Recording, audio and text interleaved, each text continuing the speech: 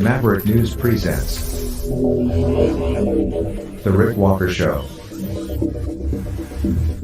Defrag your mind.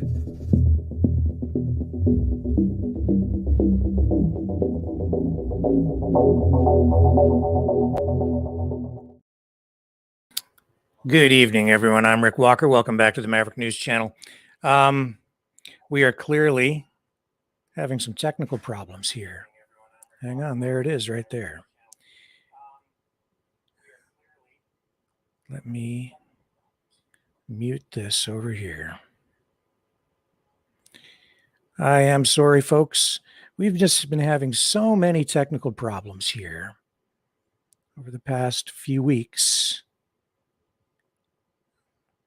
And a lot of it has to do with, the channel being banned and stuff like that on YouTube. But here we go.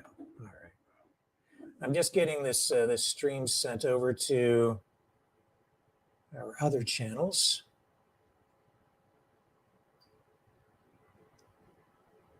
And I think we are now live on the other platforms as well. We are live now over there as well. And the graphics look a little out of place here right now, too. I don't know what's going on with that, but that's not going to affect whether people can see us or not. So, welcome back. Thank you for joining us tonight. I'm going to venture into an area where it's a little bit of a, not a little bit, it's a huge political minefield, really, as RFK Jr. is finding out himself. Tonight, we are going to dig into this whole thing between journalist Max Blumenthal and RFK Jr.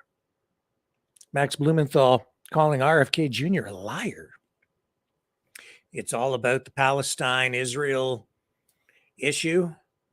And I am not going to sit here tonight and pretend to be any kind of expert on the Israel-Palestine issue. Not by a long shot. There is so much history to know.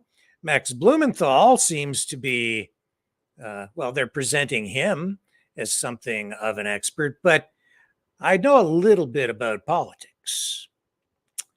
And I smell something. This doesn't feel quite organic, I have to say. What am I talking about? If you have not been following this, RFK Jr. wants to be president. And in an interview, well, I mean, he was at an event or whatever. I guess he was called out. Well, it actually starts before that, and we'll get into this too. He was called anti-Semitic during his appearance at that congressional hearing into censorship. Then he goes and meets with some Jewish leaders a short time later. Then he comes out with really, I guess, his campaign platform on Israel-Palestine. And it's very pro-Israel. And as a result, now he's being hammered by people from within the Democratic Party and people who had up until now appeared to be supporting him. Max Blumenthal being one of them, a journalist, an award-winning journalist. But now he's hammering on RFK because he doesn't like his position on the Israel-Palestine issue. Well, sometimes when it comes to politics, there's more going on than meets the eye. So I guess RFK had agreed to debate.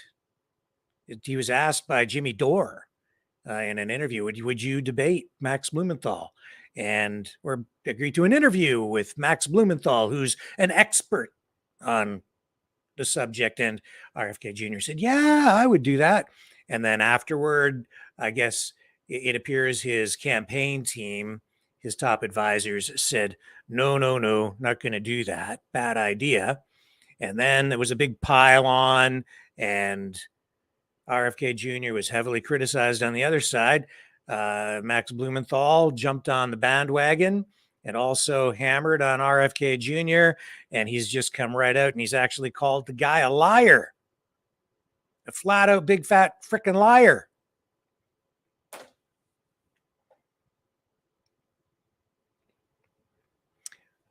going to talk about it.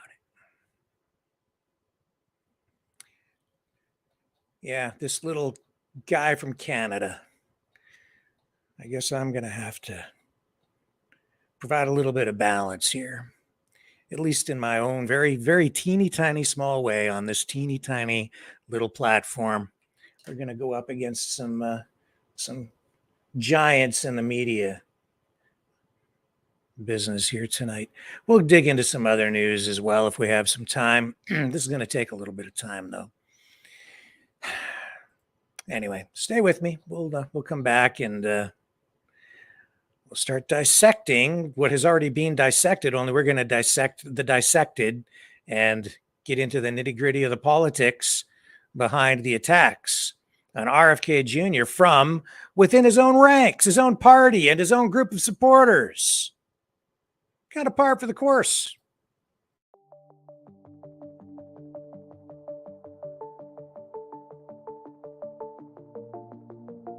Greetings, brave Mavericks. Our quest for truth continues. We go beyond fake news. Together we expose propaganda. Together we pull others out of rabbit holes. We are maverick thinkers.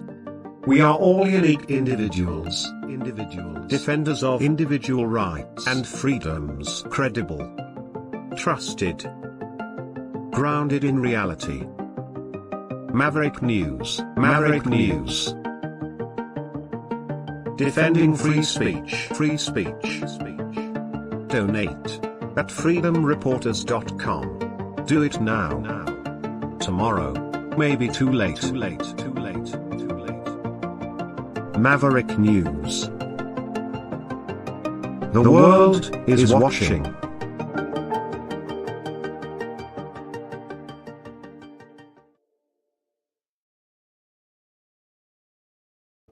Okay, so I mean, what the heck do I know about Israel Palestine? I'm just a little guy from Canada. I'm not Jewish. I've never been to Palestine. I've never been to Israel. What do I know? Well, I know a little bit about politics, and I've covered just in Canada some issues related to this over the years, but nowhere near to the degree that, say, an expert like Max Blumenthal has. What is an expert? Well, there's a good question. I'm not going to try and answer it here. The creation of Israel on the land that it now occupies is rooted in really, really complex historical and political history. And it depends a lot on context, too, with various justifications put forth by different parties. The primary justification for the establishment of the State of Israel back in 1948, after the Second World War, was based on the Zionist movement, which sought to establish a national homeland for Jewish people in Palestine, a region that had historical and religious significance for Judaism.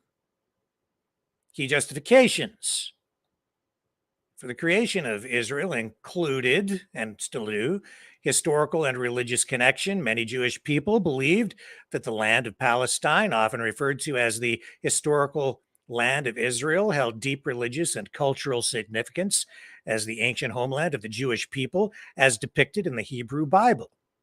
The establishment of Israel was seen as a fulfillment of a long-held aspiration to return to this historical homeland.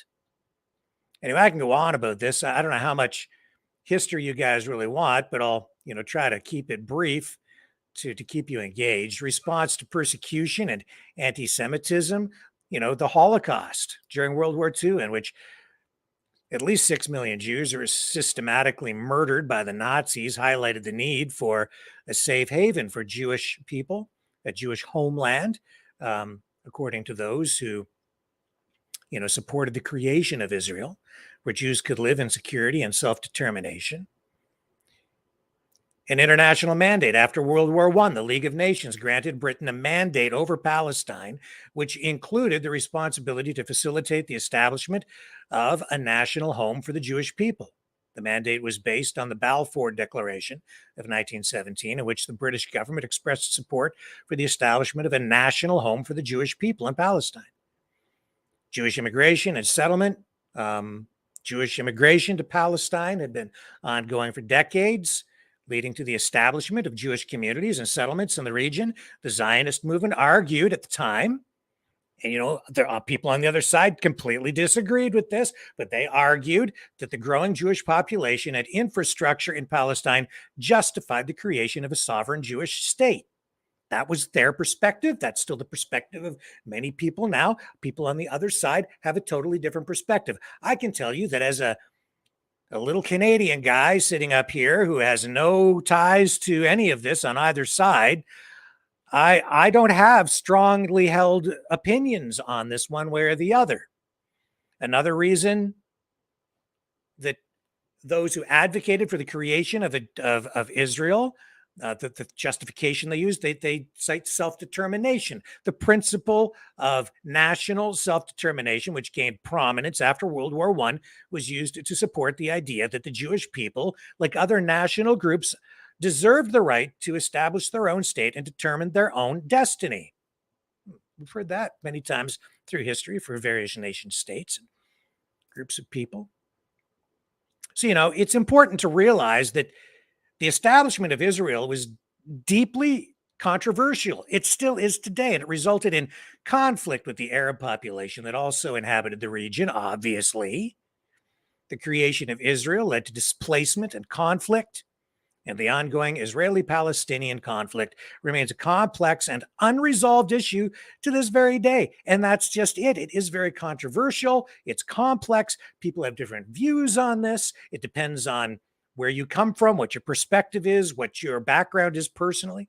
Different perspectives and narratives exist regarding the justifications and consequences of, of Israel's establishment, and the topic continues to be a subject of debate and discussion, and that is what is going on here on an epic scale right now, because you have a guy who honestly isn't that far away from possibly becoming the president of the United States, being immersed in controversy, and he's being hit from all sides. But the interesting thing,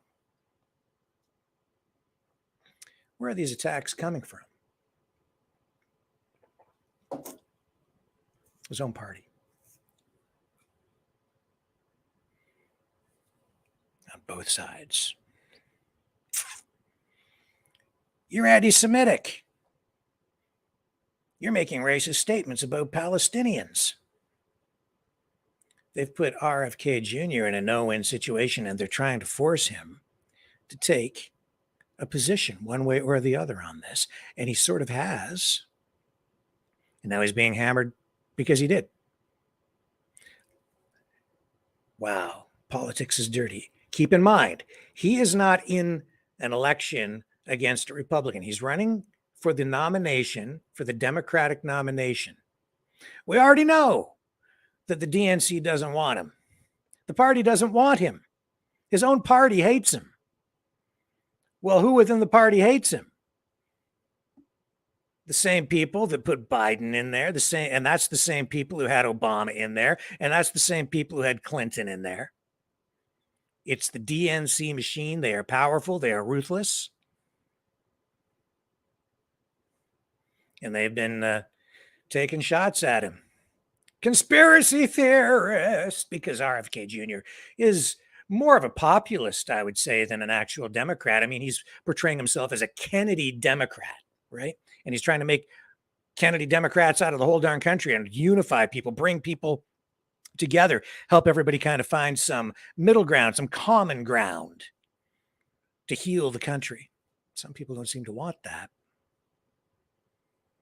And there have been so many efforts to take him out.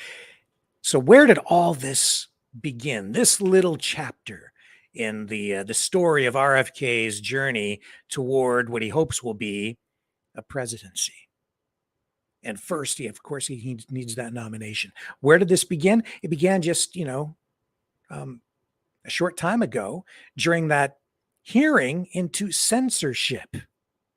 You may recall that they tried to shut Bobby Kennedy out. They tried to take him out, censor him so that he couldn't speak at the hearing on censorship, which just shows how twisted and deranged our society has become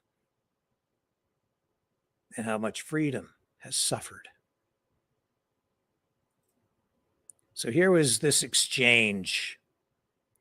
This, to me, this is where this particular chapter really kind of gets this is a good place to start telling this tale of ruthless politics being played out.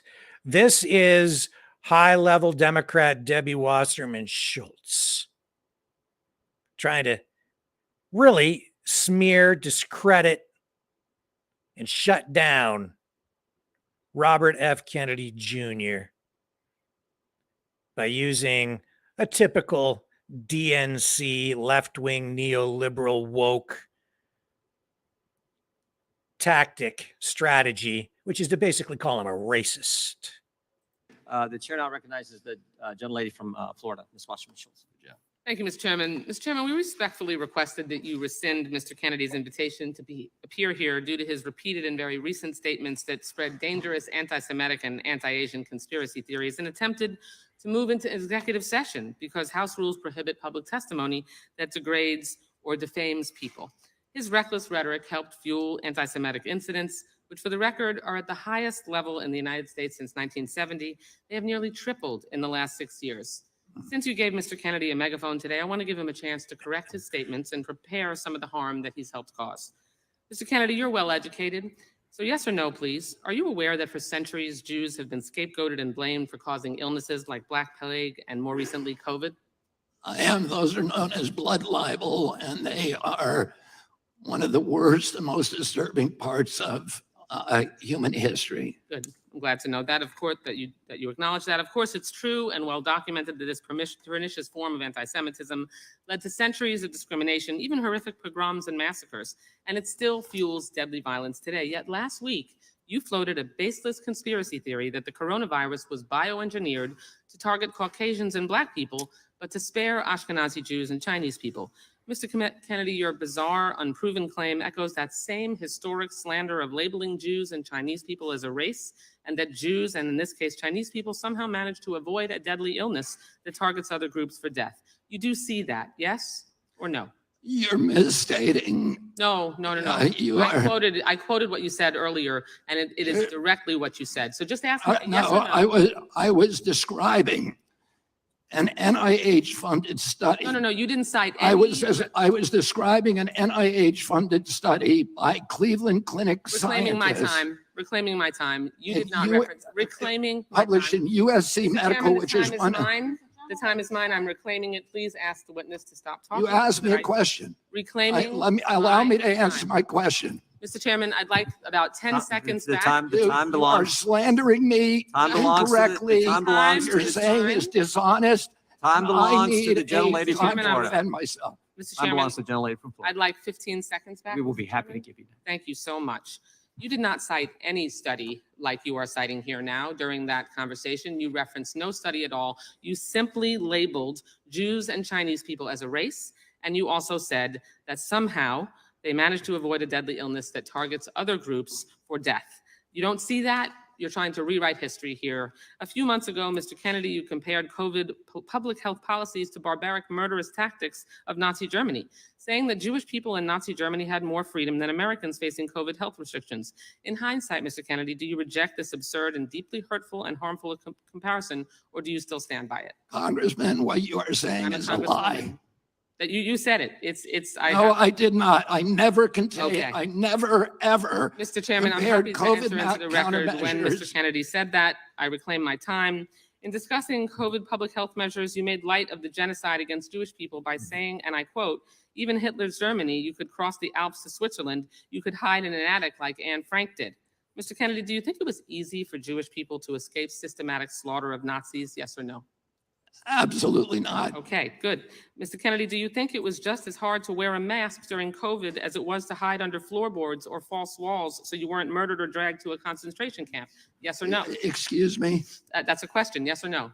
I didn't hear your question. Okay, I said, do you think it was just as hard to wear a mask during COVID as it was to hide under floorboards or false walls so you weren't murdered or dragged to a concentration camp? Of course not. That's Okay. ridiculous. That's a comparison that you made. I did Mr. not Kennedy, make that comparison. Were the measures taken to contain the spread and fatalities related to COVID in any way at all comparable to the murder of 6 million Jews, yes or no? Absolutely not. Okay. Let's be very clear here. There's no legitimate comparison to the Holocaust. It doesn't matter if you're talking about AI, vaccine mandates, or anything else. There is no comparison. And if this were a slip of the tongue, Mr. Kennedy, or a one-off comment, we would all move on. But there's a deeply disturbing pattern. In 2015, you apologized to all those, quote, whom I offended by my use of the word Holocaust to describe the autism epidemic. When discussing efforts to encourage others to get vaccinated for COVID-19, you said Nazis did that in the camps in World War II. They tested vaccines on gypsies and Jews. That was a quote. Like before, you apologized for invoking the Holocaust, saying, quote, to the extent my remarks caused hurt, I am truly and deeply sorry. These are not real statements of contrition or remorse. They are passive-aggressive non-apologies that blame the listener for reacting to the lie you just spread. I'm deeply saddened that this is a conversation we're having today. I have deep respect for what Mr. Kennedy's family did and still does to make life better for all Americans. But what you are doing now, Mr. Kennedy, and the forces you aligned yourself are reckless, dangerous, and disturbing by echoing dangerous claims such as, quote, Jews don't really suffer as much as we do, which you said.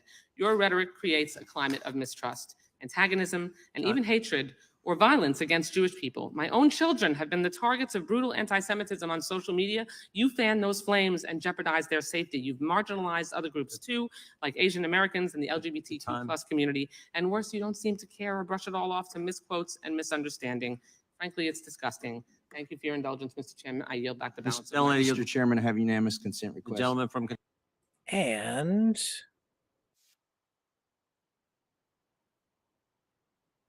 Media Magazine YouTube channel ends without Robert F. Kennedy Jr.'s response. So what am I going to do? I'm going to play you his response.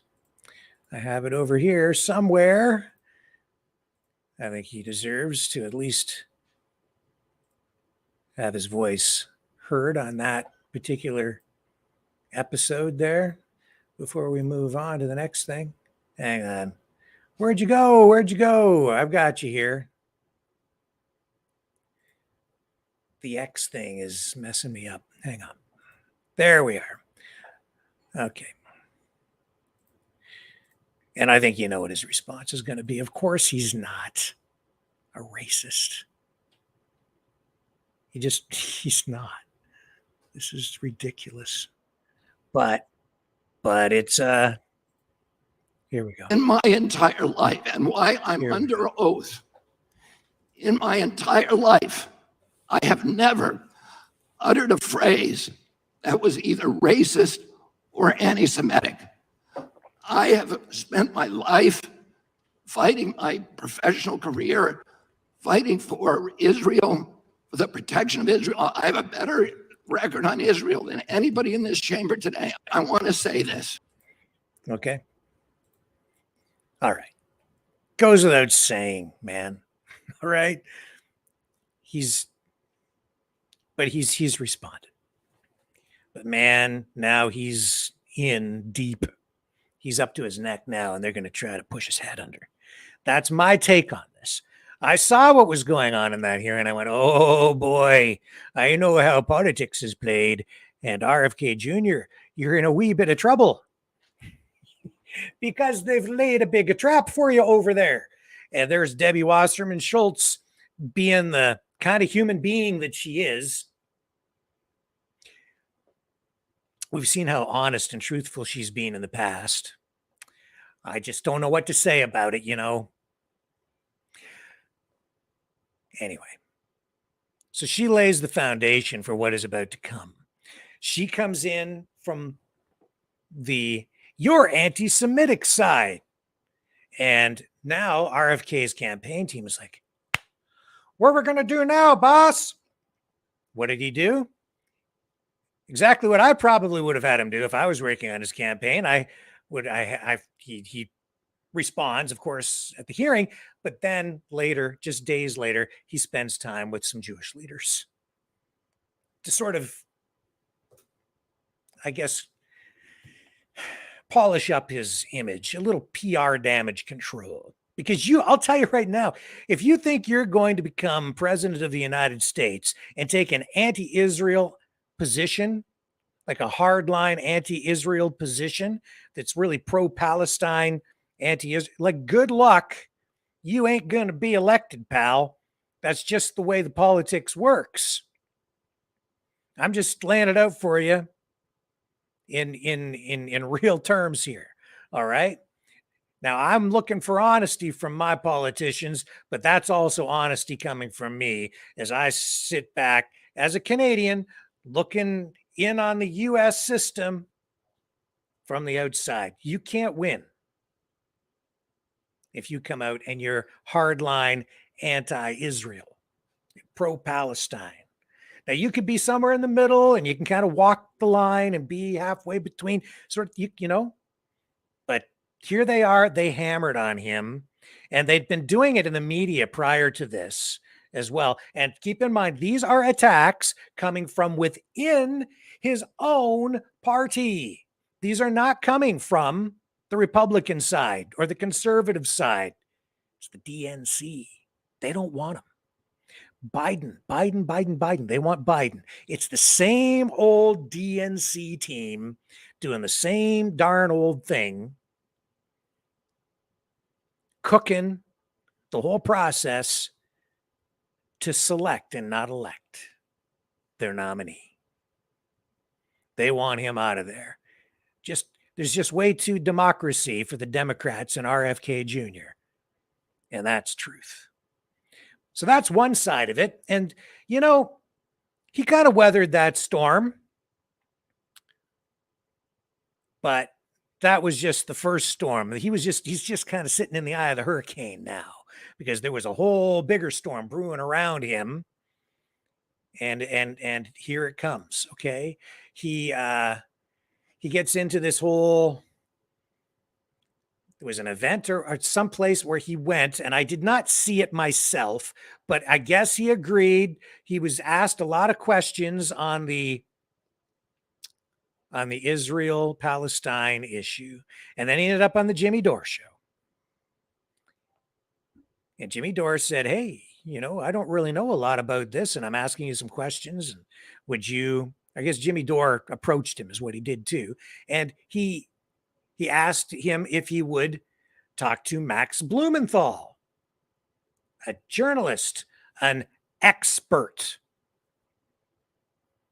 on the Israel-Palestine issue. And Max Blumenthal certainly has some pretty serious credentials. I don't know if you're familiar with who Max Blumenthal is. Anyway, RFK Jr. said, yeah, I'll talk to him. Debate / do the interview with him or whatever. People want him to debate Max Blumenthal, because in the interview that he did with Jimmy Dore, he said a lot of things that people on the pro-Palestine side didn't like. It's just that simple. But I mean, now he's like, you know, and when he was hanging out with these Jewish leaders, he was taking a pretty strong pro-Israeli position. People on the other side didn't like it. This is a kind of a no-win subject, right? This is a minefield. Of course it is. Since the creation of the Israeli state, and even before it, like long before that, this goes back so far in history. You cannot win on this, man. And you know, this is the single issue really for RFK. Well, there's the vaccines too.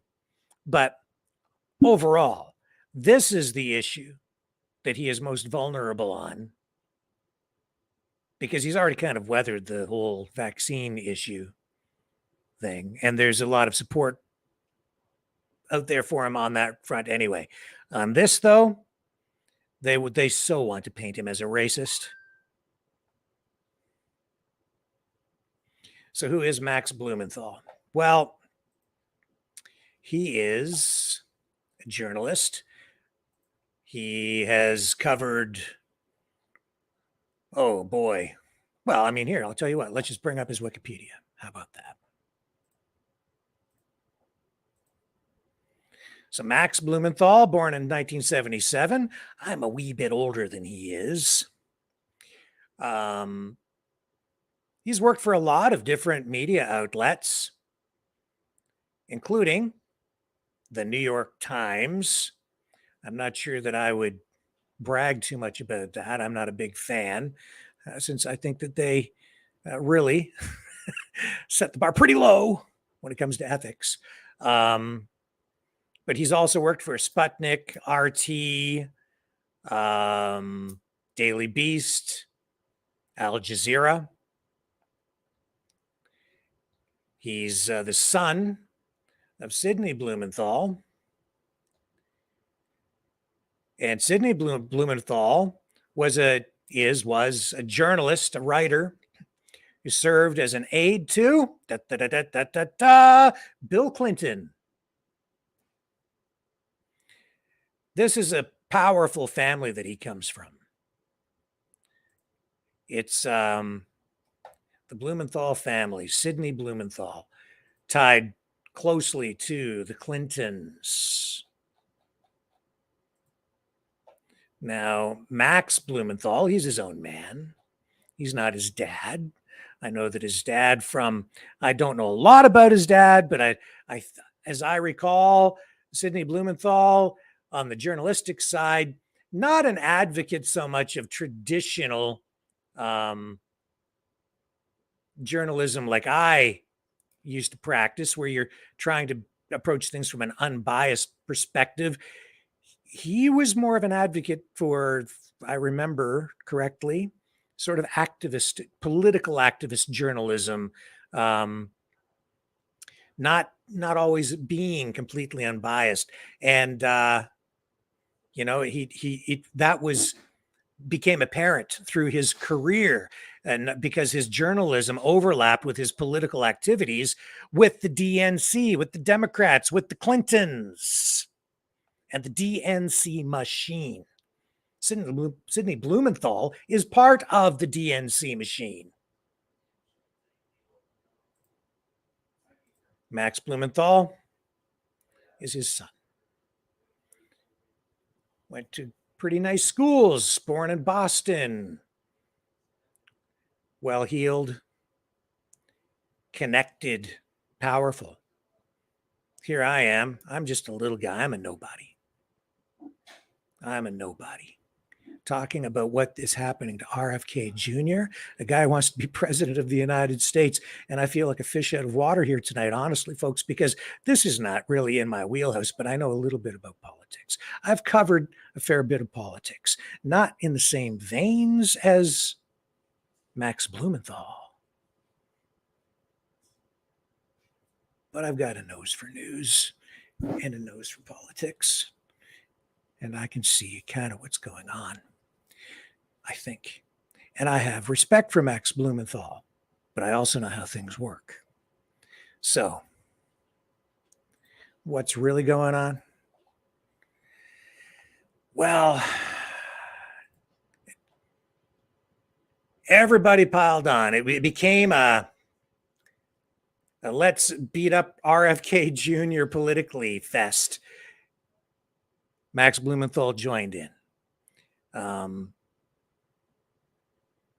Because RFK said, no, I'm not going to, his campaign team said, no way, we're not doing the interview. After RFK had said, yeah, I would talk to him. And then his campaign team said, no, can't do it, not going to do it. And I don't blame them, because the issue is a no-win scenario. If you take a side one way or the other, it is not a critical issue in realistic terms for any of the candidates. Like it's not a critical issue in terms of whether your presidency would necessarily be successful. Or your candidacy. It's not an issue that the American people are terribly focused on. Most Americans are focused on and worried about what the cost of bread is going to be and the cost of gasoline, and whether their kids are going to be able to go to a good school, and whether they're safe, and maybe whether or not there's going to be a nuclear war. But it's the kitchen table issues that, really affect people. And most people, while they're aware that there's a long-standing problem over in Israel, Palestine, it's not an issue that is likely to make or break a campaign, unless it's an issue that's forced to the forefront, and you force the candidate to really deal with it in a very public way, and you put him in a position, a no-win scenario, where you get to paint him as a racist on both sides.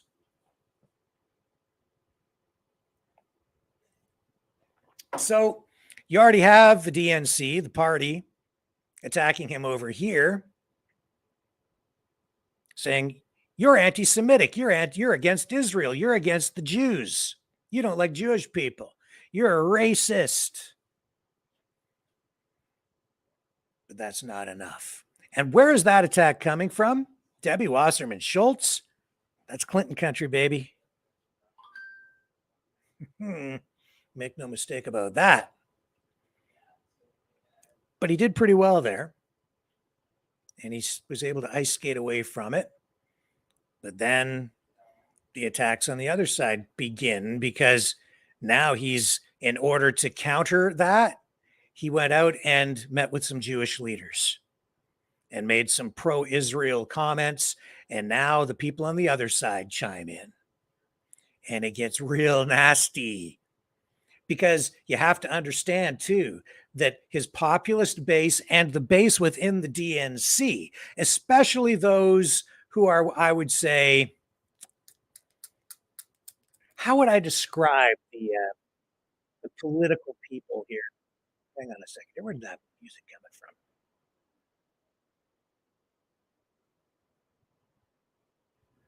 Let me get rid of that music.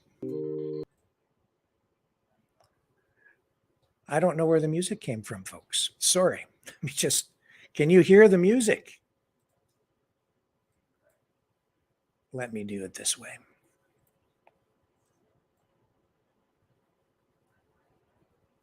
Oh, I see. You know what it is? You're not hearing it. I'm hearing it coming in through another window. Let me take a quick break here. I've just got a production problem.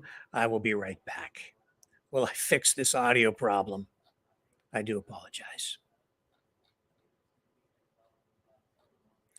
I'm all alone here tonight. Hang on.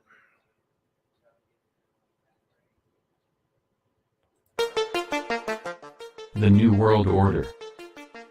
Government overreach. The Great Reset. Mainstream media lies. Now more than ever, independent voices are needed. Donate now at freedomreporters.com. That's freedomreporters.com. Maverick News.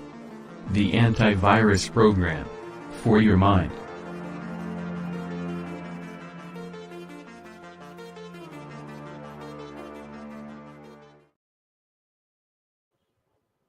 Okay, so RFK Jr. ends up on the Jimmy Dore show.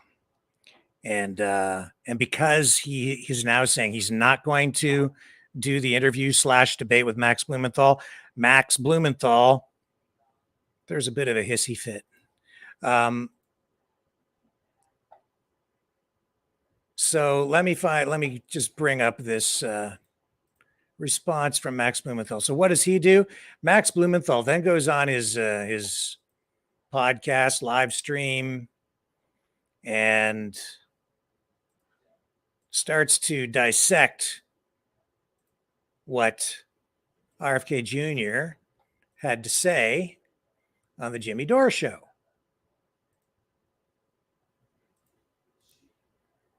Where did you go there, Max?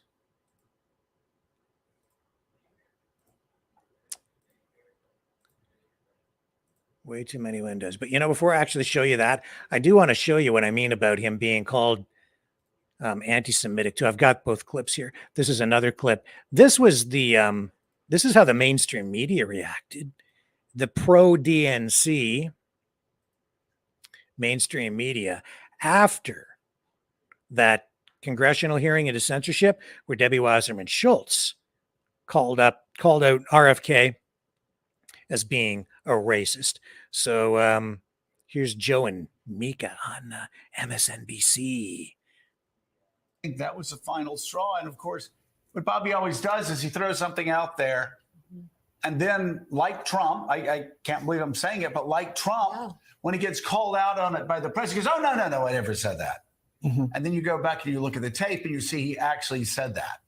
And it's always framed in a way where he can pull back if it blows up in his face. But what's the danger? What's the problem? The problem is he has set that anti-Semitic trope and that virus out online. And for all the conspiracy theorists that are following him, that takes root and it grows.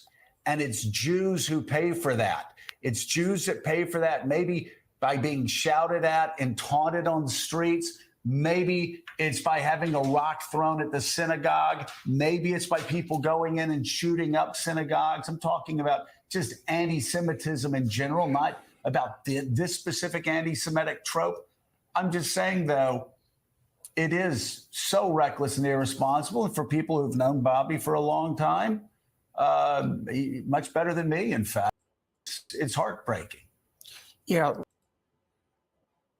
Put out loud, the parallels between Trump and Bobby Kennedy Jr. are kind of stunning. They're both very, very charismatic media figures that understand the media. As you said, they'll throw these grenades out and let them explode and then walk away and go, oh, I didn't do anything. And he's taking the greatest family brand name in U.S. history, Kennedy, and dumping all over it. And it's just, you know, the Kennedys have had a lot of tragedies over the years, but I can't think of any greater blemish than what he's doing out there. And I think he's not well.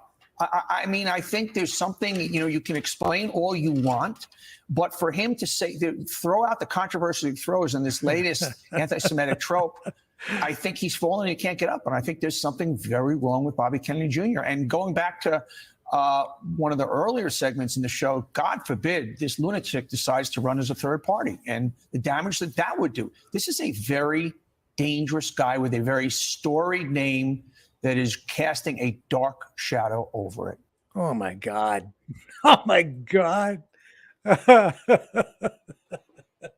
don't think he's well. He's crazy. Oh, man. You see, in the average person, a lot of the public, they'll buy it. They'll buy what these guys are peddling. A lot of people will, because they don't have time to watch the hearing in full. They don't get the full context. They just get some guy like that. It's like, I don't think he's well. I think he's crazy. And God forbid he should run as a third party candidate. He's very dangerous. Frack. You see? Hit job, baby. Hit job. Debbie Wasserman Schultz. Now that gives it in the congressional hearing, you're anti-Semitic racist. You hate everybody. And then that gives license to the commentators, unleash the Kraken. And you have Joe and Mika and their guest on there trying to paint RFK Jr. as some really dangerous, extremist, anti-Semitic racist who's probably doing things so dangerous that people are going to go out there and start shooting things up. It's all his fault. What a load of crap. So from there he goes, and I should preface all of this and just interject here for a moment. RFK Jr., the reason we're talking about this tonight is because he has actually agreed to do an interview, I guess, with Max Blumenthal finally.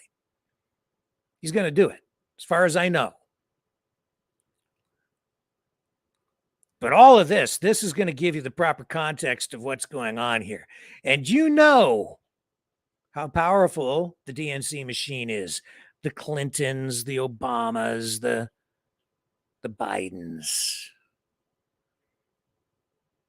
They're all such good people. But, they're powerful. Very, very powerful. They control the DNC, and they don't want RFK Jr. messing up with a good thing that they got going in there, man. They don't want that. I'm just saying, it's a good gig. It's good work if you can get it. You can control things. So then Max Blumenthal throws a bit of a hissy fit because RFK says, I'm not going to, I guess his team said, no, we're just not going to do it. So he goes on his gray zone. He's got this media thing that he does, the gray zone. And he's got his buddy on here with him. He's a Canadian too, this other guy. And they start to dissect what Jimmy Dore said, did with RFK on the Jimmy Dore show. So let's run a little bit of this, and I'm going to dissect the dissection. targeting civilians that are some of the most heinous in the world. Hang on. We'll run this at real speed because he also speeds up he speeds up the RFK stuff in here too, which I thought was maybe not the smartest thing to do. But anyway, You know, there was no reason for him to go that far, but he chose to do it. And so he needs to be held accountable. And it's, it's painful because he's positioned. got to roll it back. And we're going to cover basically two issues today. I'm not going to be on Jimmy right now. I'm going to be on Jimmy later. But we need to debunk all the lies that Robert Kennedy Jr. told on Jimmy Dore before he told the untruth. Hang on here. I want to take it back to the beginning, the very beginning, so we get full context. Hey, what's up, everybody? There we go. Sorry, we're a little late here. I'm waiting on Aaron. I am in Nicaragua, and yeah, you don't rush around here, so I was a little bit late. We're live now on Rockfin as well, and we're going to cover basically two issues today. I'm not going to be on Jimmy right now. I'm going to be on Jimmy later. But we need to debunk all the lies that Robert Kennedy Jr. told on Jimmy Dore before he told the untruth that he was going to debate me or agree to a public dialogue with me. And welcome to award-winning Canadian journalist based in New York, Aaron Mate. As I said, I'm in Nicaragua, so I'm not in anywhere where I can look slightly less disheveled than I am. This is like my worst lighting situation possible. I'm an angle person, so I like to have the camera above me. That's like a good angle for me. This is a terrible angle for me. So, we don't care. Really. It's not about you.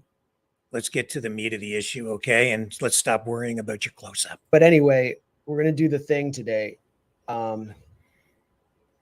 We are going to, there should have been, RFK should have put his money where his mouth was and just gotten in the lion's den to show that the facts were on his side. But what he did on Jimmy Dore, Aaron, was he just lied for a half hour straight. Lied. And it wasn't just, he's doing this because the lobby controls American politics. Like, he enthusiastically spouted racist lies about Palestinians, and justified Israeli policies of targeting civilians that are some of the most heinous in the world.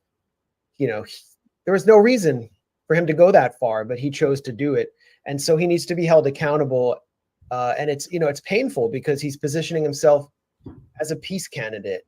He's positioning himself as someone who will end the wars and take on the neocons. But what does the neocon project center around? It centers around Israel. So we're going to talk about that. And we are going to talk about the latest Trump indictment around January 6th. Aaron, do we have a special guest lined up for today? Okay. So now he's getting hammered on the other side. First, the DNC hits him on this side, calling him anti-Semitic, anti-Jewish. Now you've got Max Blumenthal calling him a racist because he says he's making racist statements against Palestinians. So now they've got him in the no-win scenario.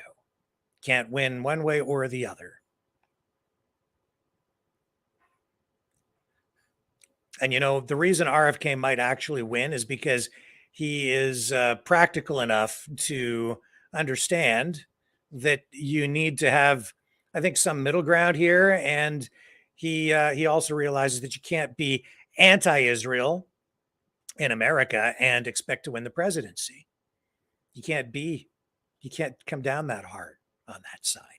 Now, is everything that he said accurate on the Jimmy Dore show?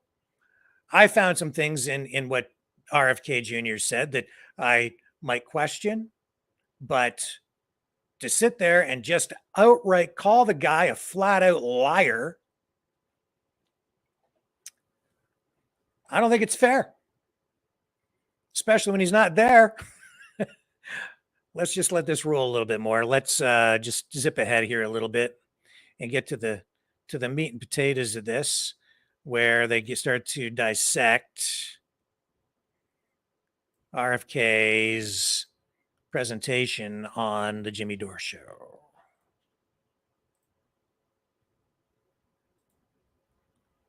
Here we go.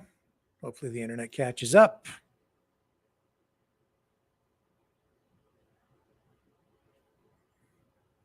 It's freezing. Hang on, will I reset it?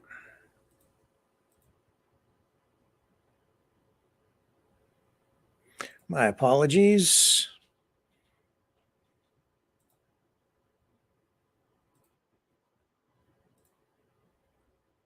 Here we go.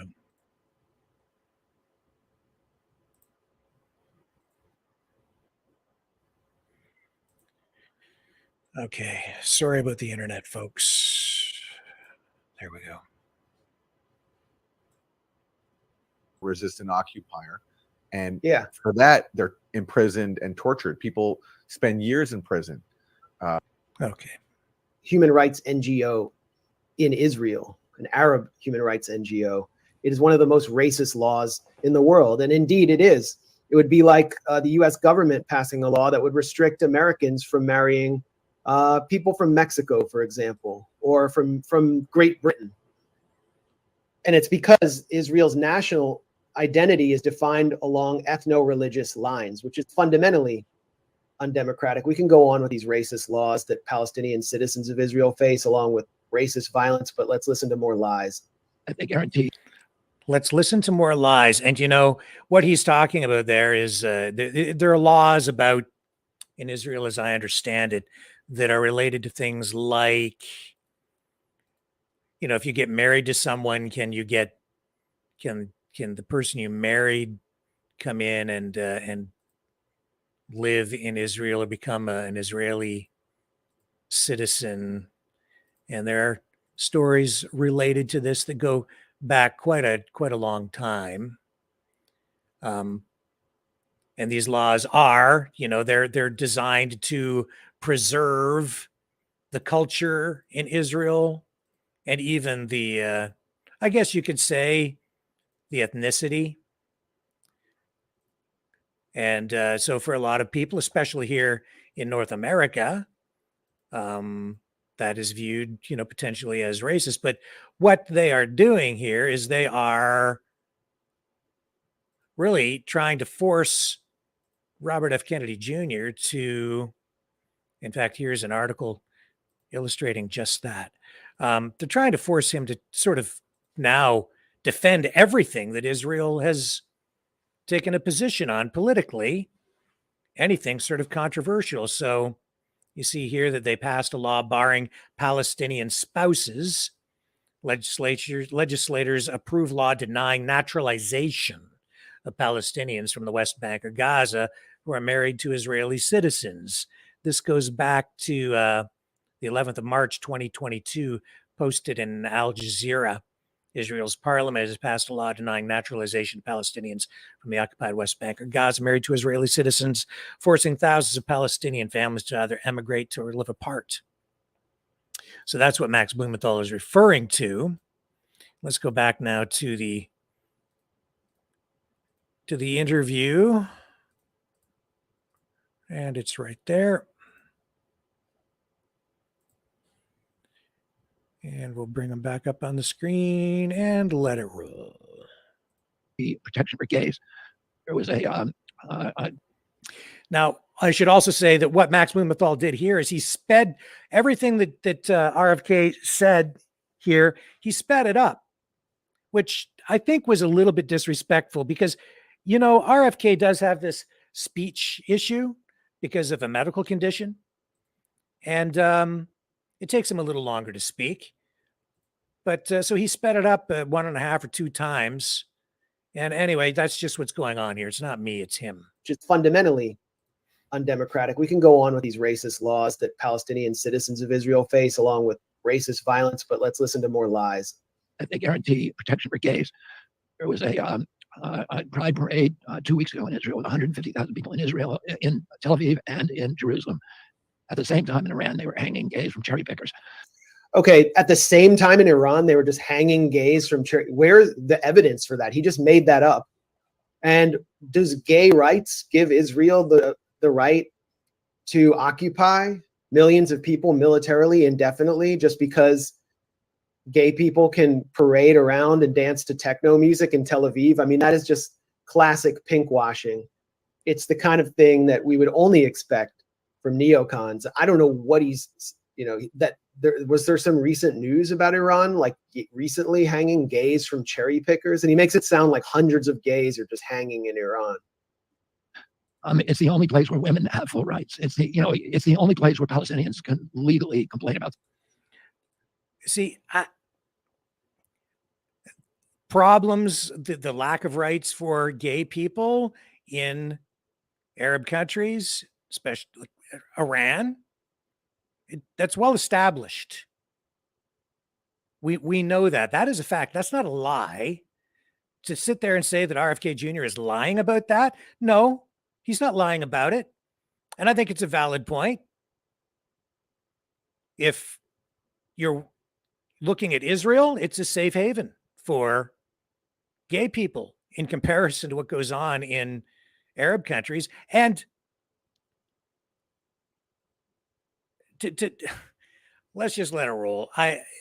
Let's just listen to more lies. That's not good journalism, man. That's not good journalism. That's just, by the way, women whining. in Israel cannot get divorced, Jewish women, without a blessing from a rabbi. The government with no fear of reprisals. Oh, anywhere else, including the West Bank. If you complain about extremely corrupt governments in the West Bank or Gaza, you risk your life and you'll face torture and death. So right now there are massive protests and I should say, I'm not sitting here saying that Israel is, golden either. They have definitely engaged in activity that I would call out. Abusive behavior. It's I need to close that to get back to the window here.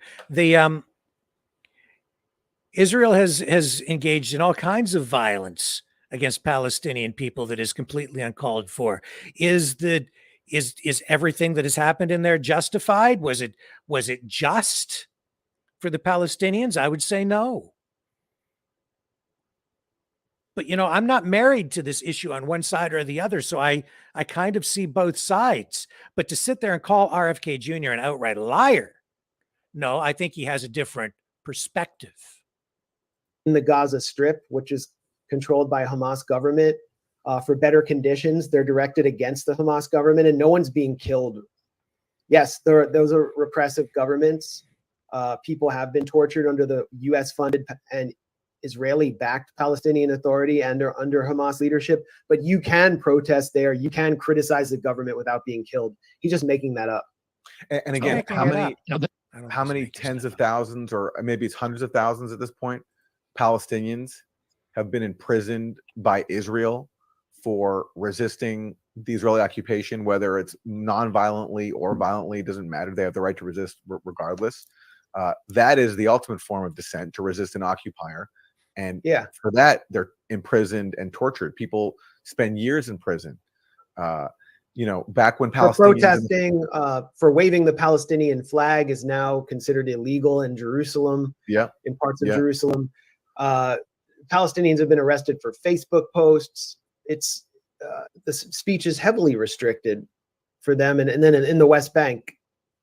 I mean, how many people are just shot or imprisoned for doing nothing, just for existing as Palestinians?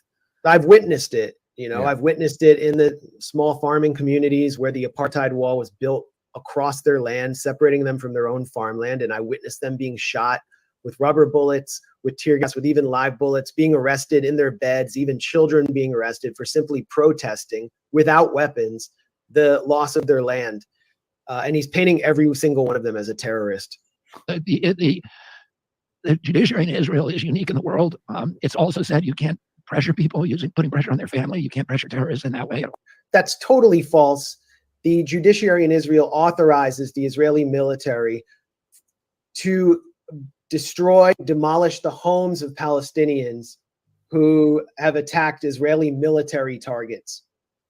That happens all the time. It's collective punishment. Israel is the master of collective punishment.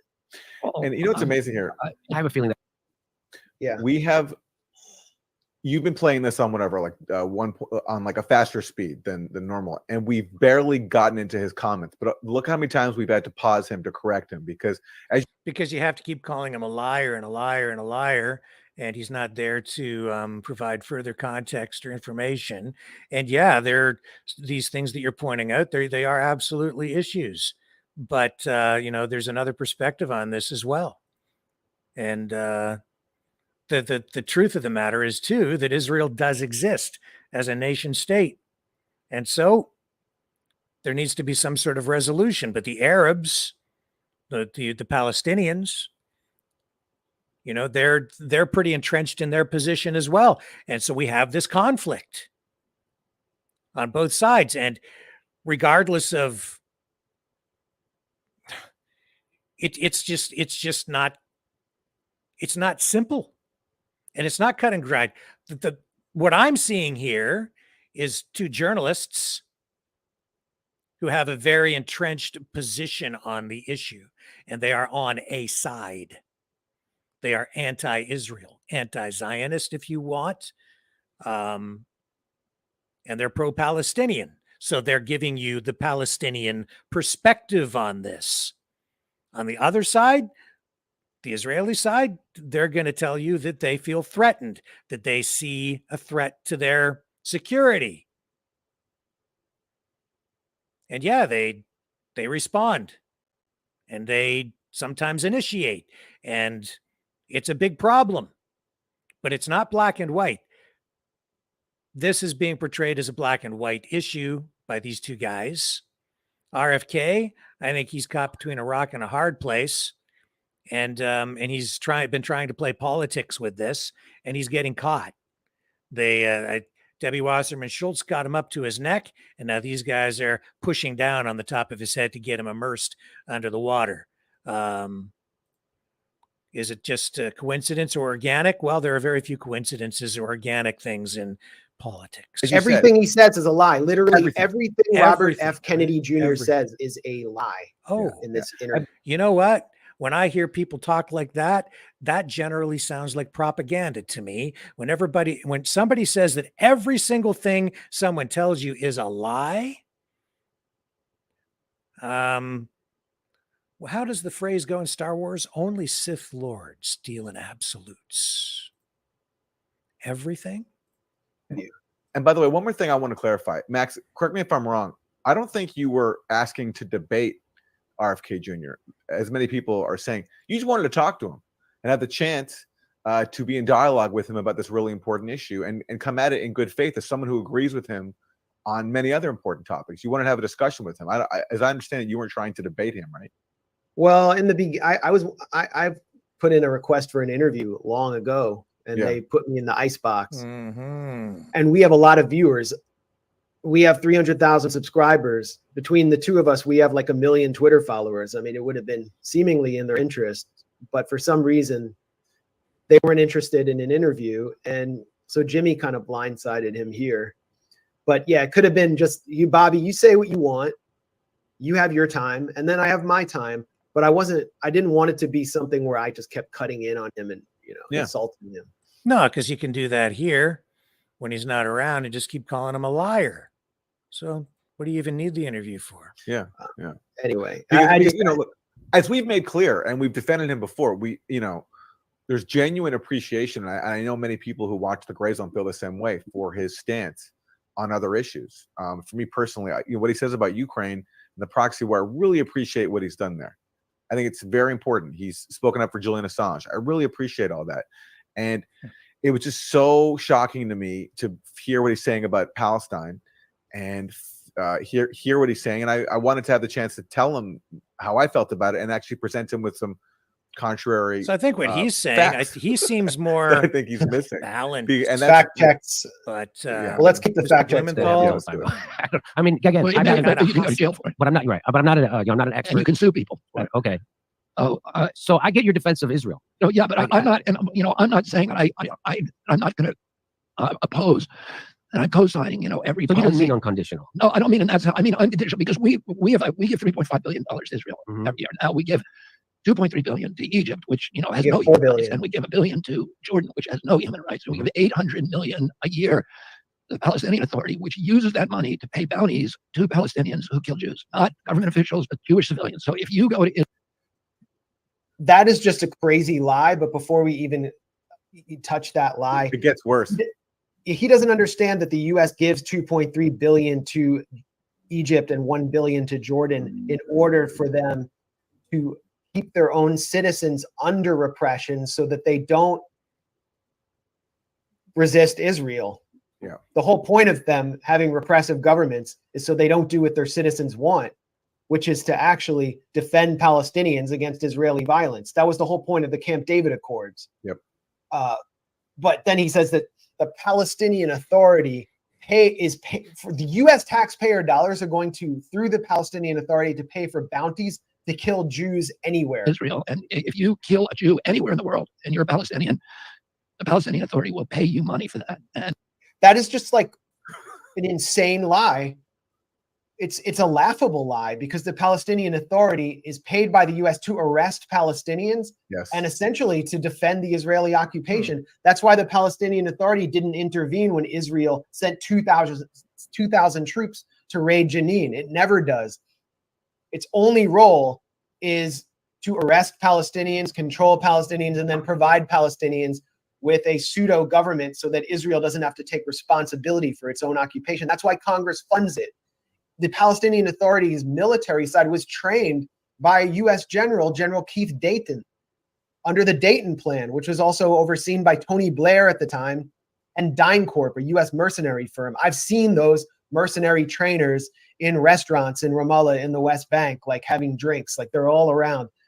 I've seen the Palestinian Authority come in to refugee camps and arrest Palestinians in the day. He doesn't understand even what the Palestinian Authority is. There's no record of them paying bounties to kill Jews anywhere in the world. Really? That's interesting. I was wondering what this was all about then. Let me just show you what I'm talking about.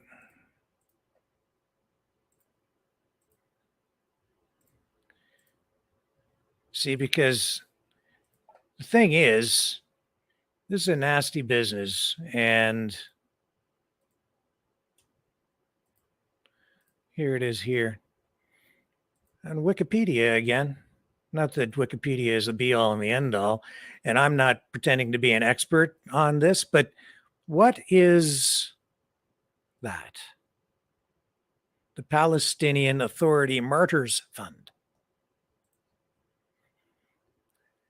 I've heard of this before. I've been aware of it for quite a long time. Lists money that the U.S. government pays to the Palestinian Authority. It's the Martyrs Fund. It's operated by the Palestinian Authority, according to this, that pays monthly cash stipends to the families of Palestinians killed, injured, or imprisoned while carrying out politically motivated violence against Israel. So if you martyr yourself, they'll pay your family. So if you, say, engage in a suicide bombing where you kill some Jews, they'll take care of your family when you're gone. So you don't have to worry about it. That's the Martyrs Fund. I believe that is what RFK Jr. was talking about.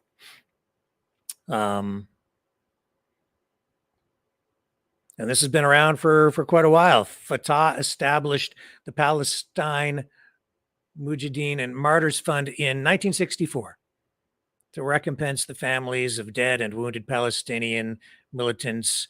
In 1971, it was replaced by the Society for the Care of Palestinian Martyrs and Prisoners. Anyway, again, I'm not an expert.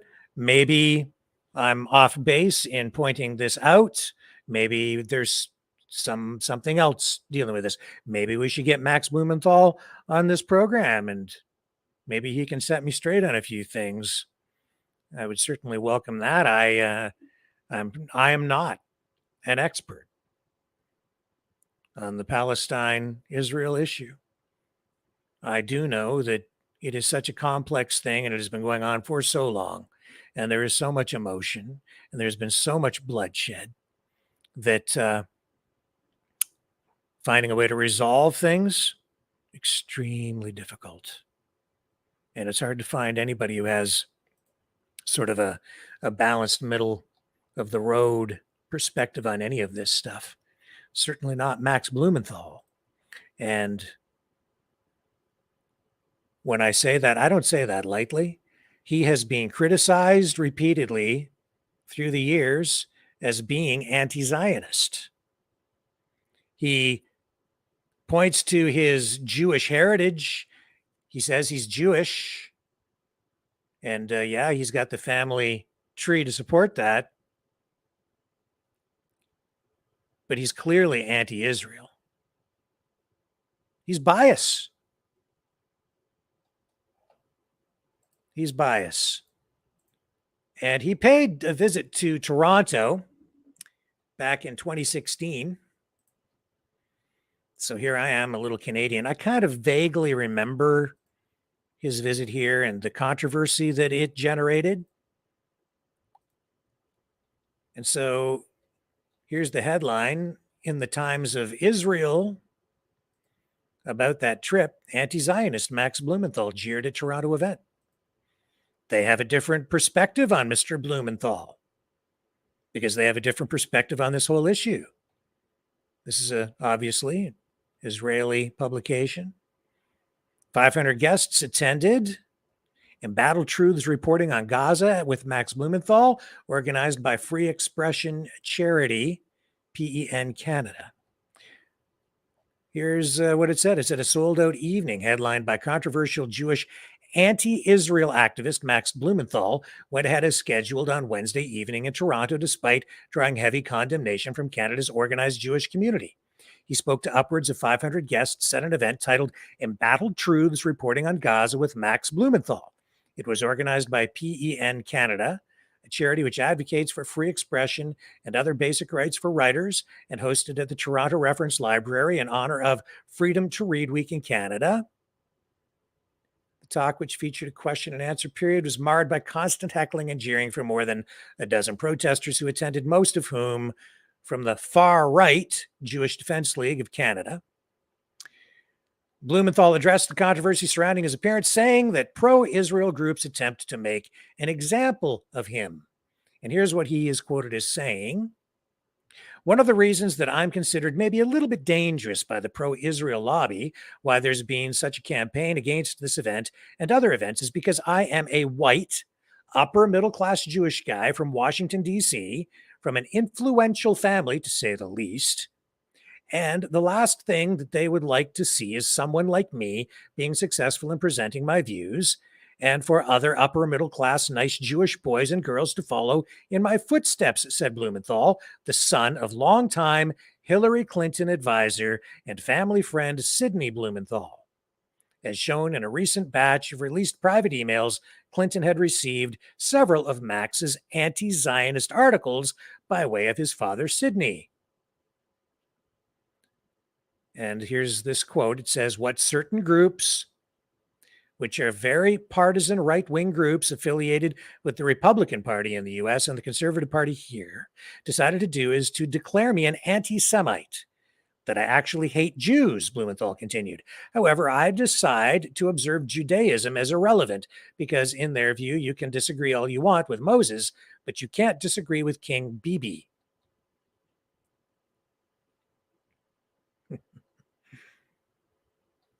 Brenda DeCaires, a spokesperson for PEN Canada, said the group invited Blumenthal to speak about his recent book, The 51-Day War, Ruin and Resistance in Gaza, which details his perspective on the 2014 summertime conflict between Israel and Hamas.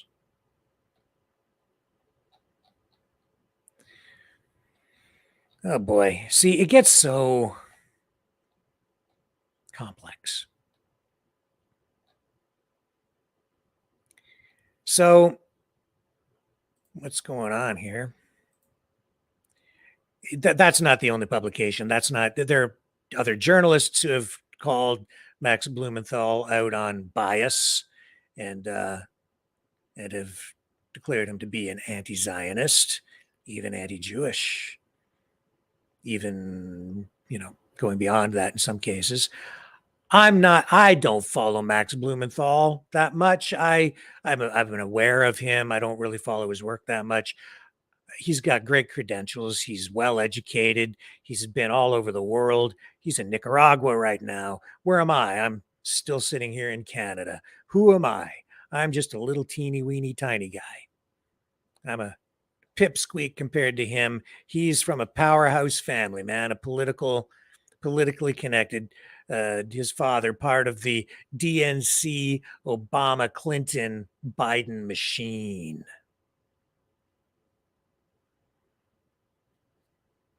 And now here he is hammering on RFK Jr., a candidate for the nomination, going up against old Sleepy Joe,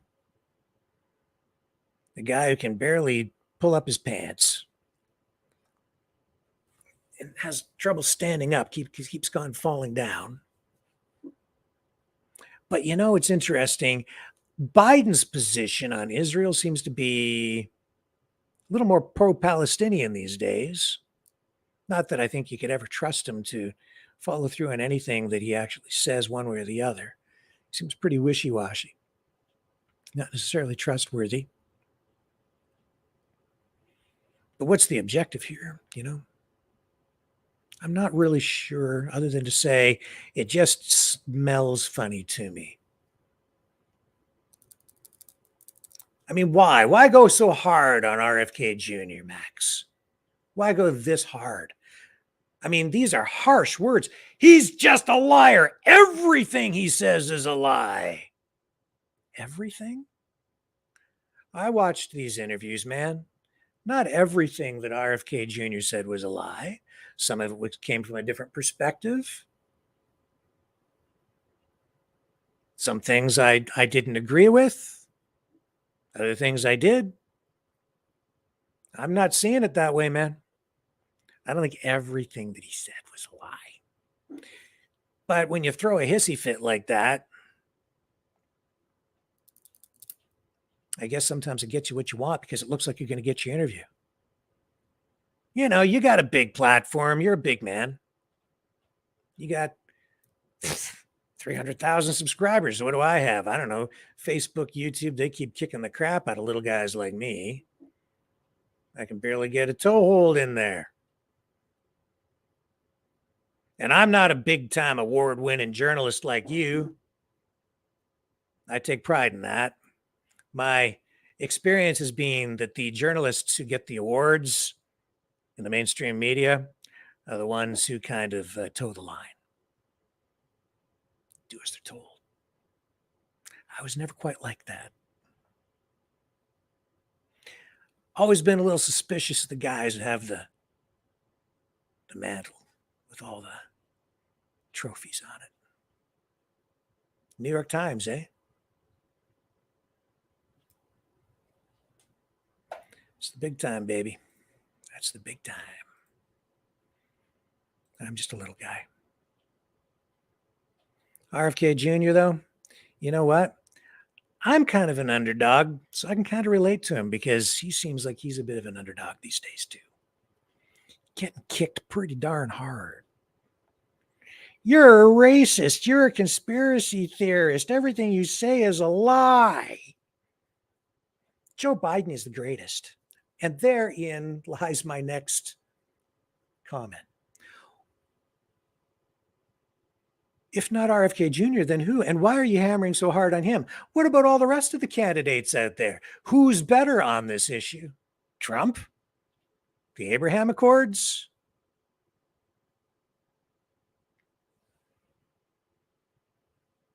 Who? Biden? Because, I'm not hearing you talk about the other candidates at all, Max. It's all RFK just as a big fat liar. He's going into this thing with you, and you're hostile. And no, it would just be a very fair. I just wanted to talk to the guy. Yeah, really, eh? Doesn't seem like you just you want to talk to him. Doesn't seem like it. Seems like maybe you want to kick the crap out of him, because that's what you're doing.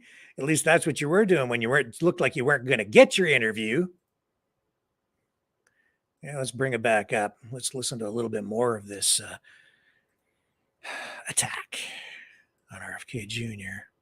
This is pretty important stuff, honestly, folks, because this is an attack on a guy who honestly has it's maybe a long shot, but it's a real shot.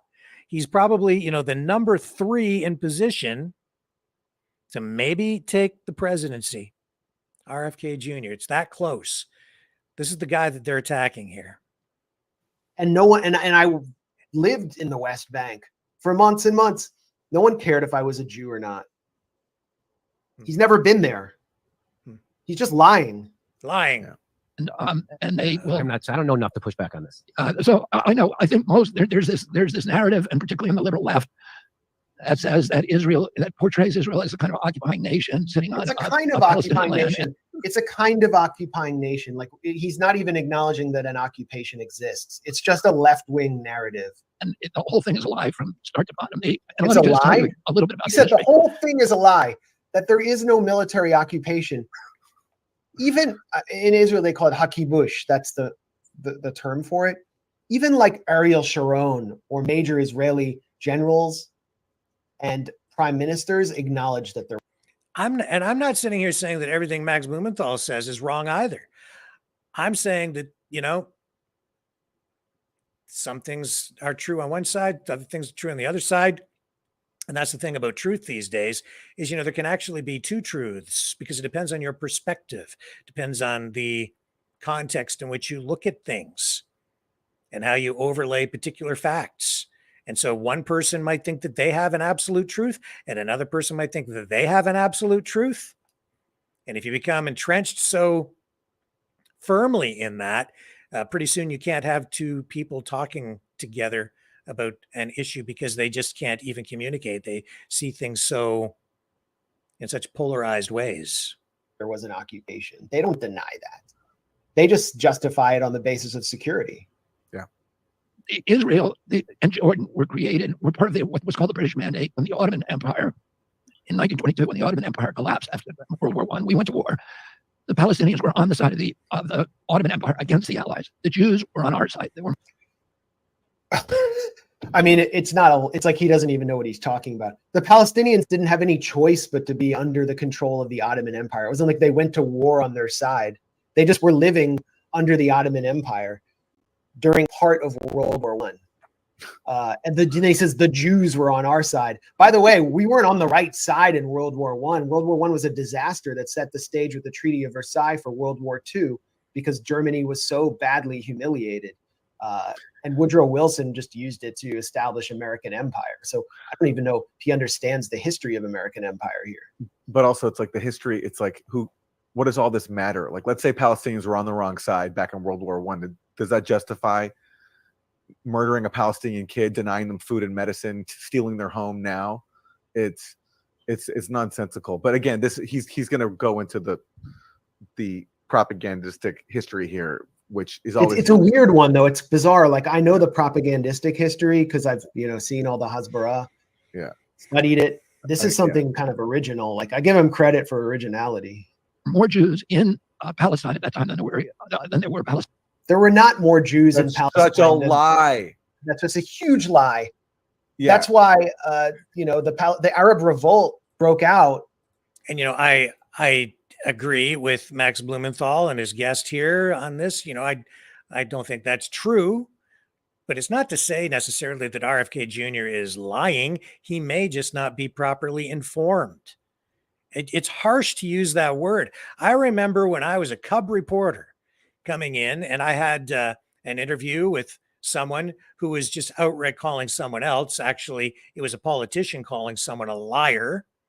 And I had a long discussion with the news director at the time. And, we had a hard time. He had a hard time, justifiably so, in allowing the use of that word, or, even using the clip of the politician using that word, because it is so harsh. It's used far too much these days, I think, because it suggests intent to mislead, when someone may simply not have all of their information or facts straight, or they may be misinformed, or maybe they're right and you're wrong and you don't have all your information, and maybe I don't even know for sure. But I don't think RFK Jr. is sitting here intentionally trying to mislead or lie to people. That's my position on it. Obviously, Mr. Blumenthal sees things different.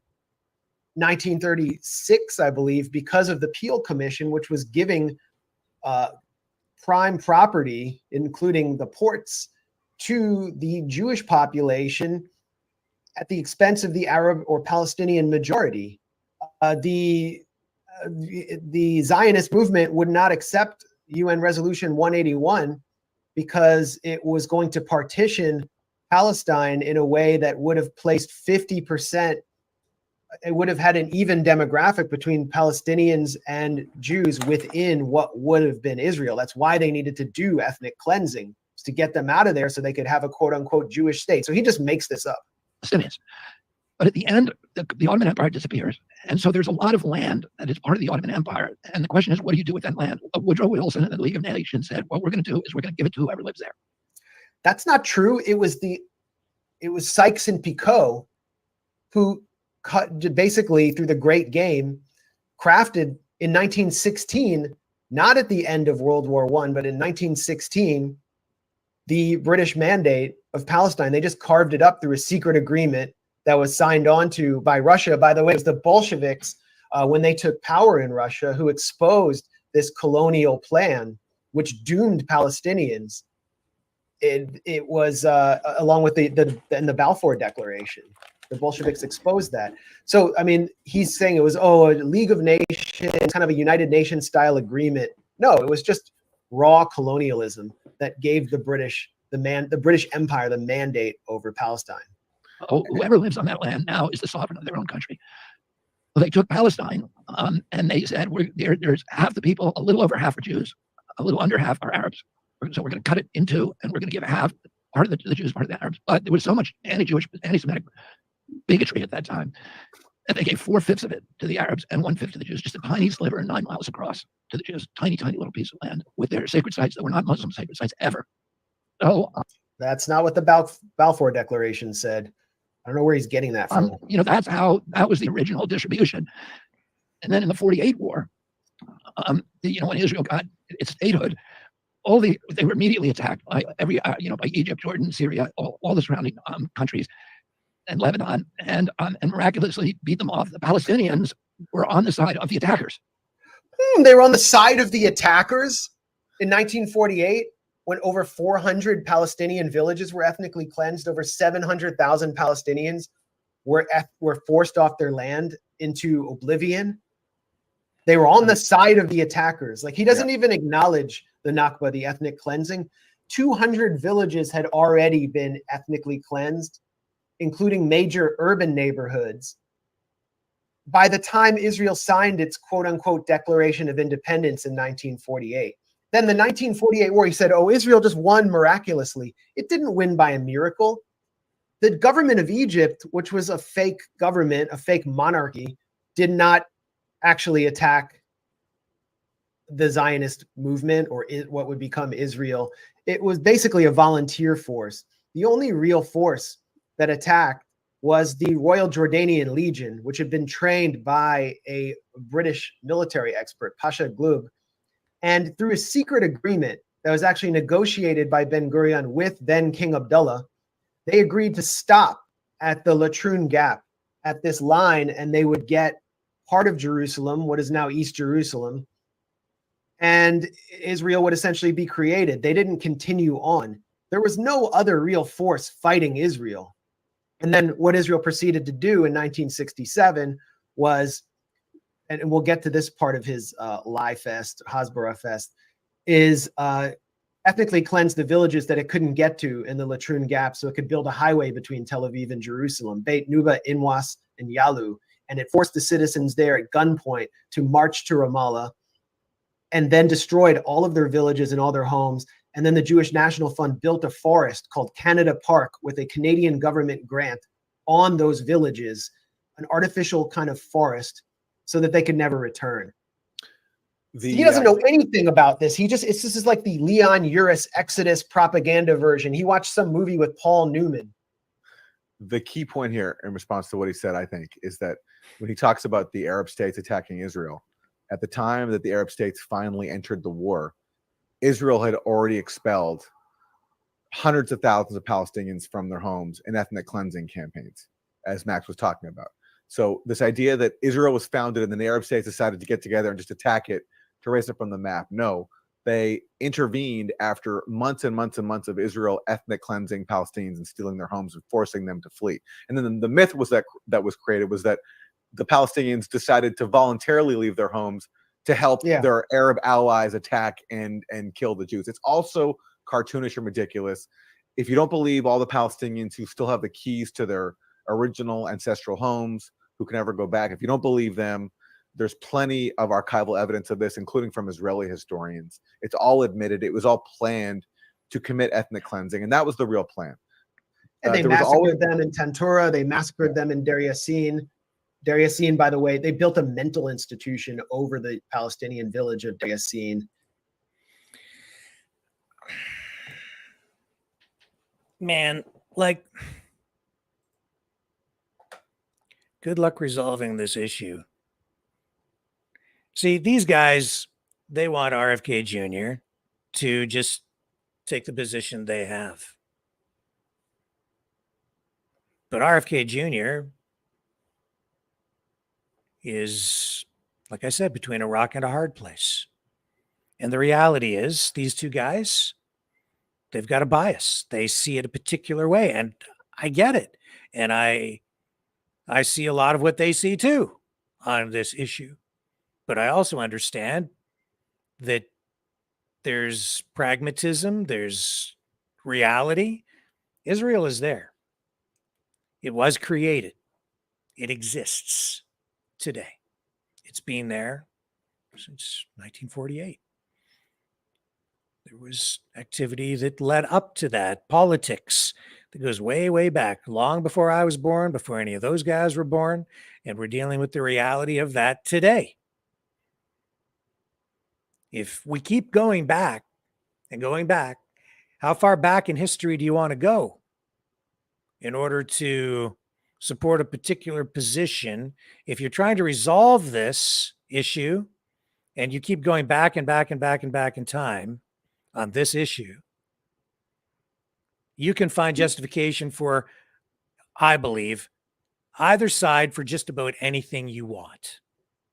This side justifies this attack. That side justifies this attack. Why? Because of this happening in this particular year under these particular circumstances, or because this resolution was passed and this happened. Oh, and it's all colonialism. Yeah, I know. Colonialism, it started a long time before I was born too. And there's nothing I can do about the past. I'm a product of colonialism. So are those guys. My entire community, this country I'm in right now, Canada, it's a product of colonialism. We're still dealing with it today. And we're dealing with it in a very similar way here, actually, in many respects, because we have First Nations issues that are still being dealt with, land claim issues right here in Canada. And that's all the product of colonialism. But like it or not, the city of Toronto exists, and it sits right smack dab in the middle of Ontario. What are you going to do about it? Israel now exists. What are you going to do about it? Well, some people on the Palestinian side, let's face it, they'd like, and in some of those Arab countries, including Iran, some people there, including some people with real power who are in charge, they'd like to see Israel wiped from the face of the planet. And there's some people who would quite happily drop a nuke on Israel if they had one to drop. And we see missile attacks on Israel all the time. And we see Palestinians throwing rocks at Israeli troops who are armed with guns and tanks. It's not a fair fight. I get that too. And we've seen homes demolished on the Palestinian side and children killed. And that's not right either. And that's why, in my estimation, you can't take a hard line on one side or the other on this issue and expect to reach any kind of resolution, because there has to be a way for both sides to live together. I'm not an expert. I don't pretend to be. Maybe that's actually a good thing, because I think there's too much looking back on this issue, because after all these years, my entire life, and long before I was born, all there has been over there is fighting and fighting and fighting and fighting. But all that being said, I don't even think that's what this is about. Honestly, Max, I think this is about American politics. I think that's what this is about. I think, Mr. Blumenthal, that this attack is all about RFK Jr. running for president of the United States for the nomination of a party that does not want him.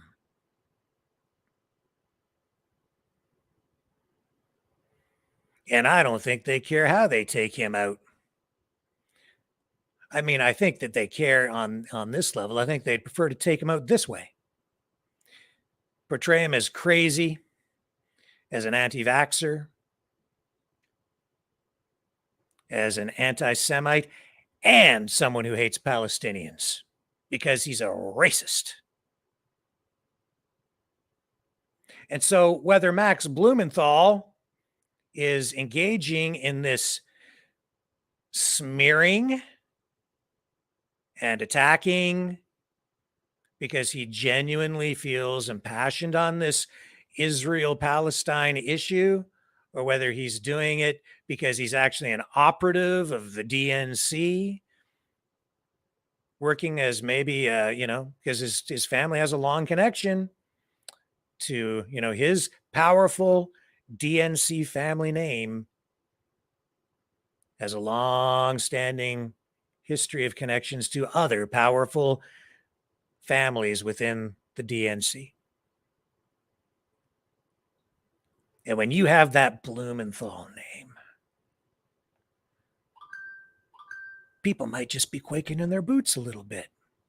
People might just be a little bit afeared, especially people who like to move within those Washington circles, or the circles that encompass the media elite. Even Jimmy Dore, adored by a lot of people these days. Huge following with that Blumenthal name. If you're in the media, you maybe don't want to piss Max Blumenthal off, because there's a guy who's going places. He's already gone places, and he's still going places. He's still young. He's got a big career still ahead of him. Maybe not just on the media side. Like his dad, can rise through the ranks. You can kind of see the trajectory, can't you? See, I'm a nobody.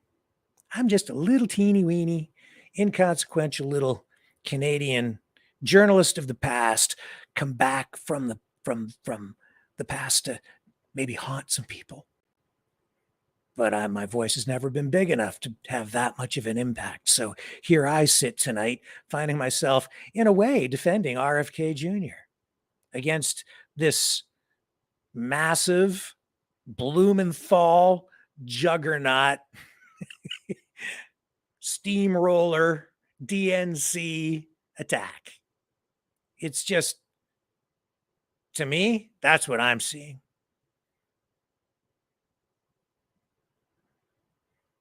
Palestine, Israel, got to get them to take a position on this and stir the pot. I see it generating a lot of views for you on your channel. See a lot of donations maybe coming in too as a result of that. Fair enough. And I guess you've earned your 300,000 subscribers. Good for you. This will be a big one for you. You caught yourself a big fish, and all you had to do was throw a hissy fit. My God, if I threw a hissy fit, you think I would get RFK Jr. on my show? I think not. Will RFK Jr. ever appear on this show? Probably not. Highly unlikely. I'm just not that big. You know what else I'm not? I'm not young anymore, and I'm not afraid.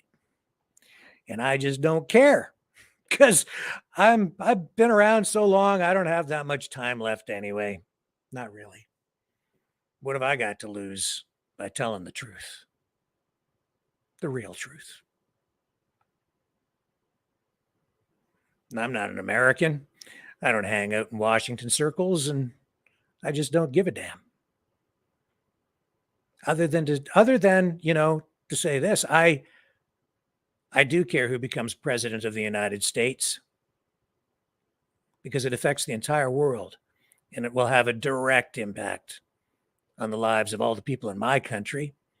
And I love the USA as well. I've spent a lot of time in the United States, and I love America. I love the people that I've met there. I love America. I love everything that it's supposed to stand for. These days, I'm not so sure that it does, especially under the Biden administration. But that's the thing, Max. Whether you realize it or not, you're doing the work of the DNC for them. You're doing the work for Biden. Why? I mean, what about all the other candidates? Are you even talking about them and their positions on this issue? Haven't heard a peep. Maybe I'm wrong. Maybe I've just missed it, but I'm not hearing you talk about any of the other candidates. Trump, he's pro-Israel. I don't think he's any better. Obama was bombing the crap out of people in the Middle East. He was hardly what people thought he was going to be. Let's face it. Who else? DeSantis? He's pro-Israel. Nikki Haley on the Republican side. What about her? And I mean, realistically, just on the DNC side, Biden's the only other option. So you're sitting there beating the crap out of RFK Jr., calling him a liar. Look at the damage you've done to this guy. Because you are a big man. You're a big man there, Max. You got 300,000 followers with your buddy there. You got like 1 million. You know, I get it. Look at the damage. Blumenthal, what a name. I mean, what about, I don't know, how about Mr. Ramaswamy? What about him?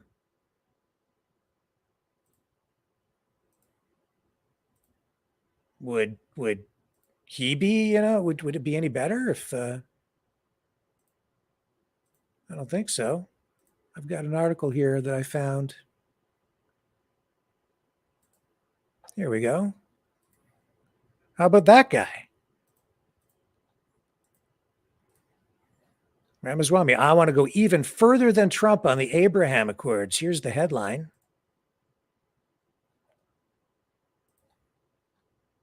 The entrepreneur and Republican presidential candidate also told JNS, Jewish News Syndicate, that far-left ideology has caused rising anti-Semitism. And I'm seeing that, honestly. I'm seeing a rise in anti-Semitism. I'll tell you this, it's not because of RFK Jr., the way W. Wasserman Schultz portrays it. Maybe it's because of some of your reporting, Max. I don't know. Because you're certainly not pro-Jewish, pro-Israel. I don't know that you're anti-Jewish, but you're certainly not pro-Israel, that's for sure. And you're certainly pro-Palestinian. That much is obvious. But here's this presidential candidate. If elected in 2024, Vivek Ramaswamy, an entrepreneur vying for the Republican presidential nomination, would combat anti-Semitism as part of a broad campaign against what he believes is a far left ideology dividing the country into victim groups. Anti-Semitism, see, that's where I think that maybe you fall politically, ideologically on the far left. Anti-Semitism is a symptom of something that is broken in our society. Ramaswamy told JNS. He added that Jew hatred points to a void in our heart as a nation. And you scroll down. What else has he got to say about this? You know, in a phone conversation with JNS, he had less than 10 minutes for the interview. Ramaswamy criticized U.S. President Joe Biden's appeasement to anti-Semites and enlisting the Council on American Islamic Relations as a partner on the White House's national strategy to counter anti-Semitism. A recent report details decades of anti-Semitism at CARE. Yeah. He called Biden a complete hypocrite for releasing a strategy against anti-Semitism that included CARE's participation. And he added that Washington must stop dignifying the Palestinian Authority by restoring U.S. funding to the United Nations Relief and Works Agency for Palestine refugees and funding the Palestinian Authority indirectly. And, you know, you sat there and said, but why would they fund the Palestinian Authority if they were truly targeting and paying for the killing of Jewish people? You know what I've seen all through decades now?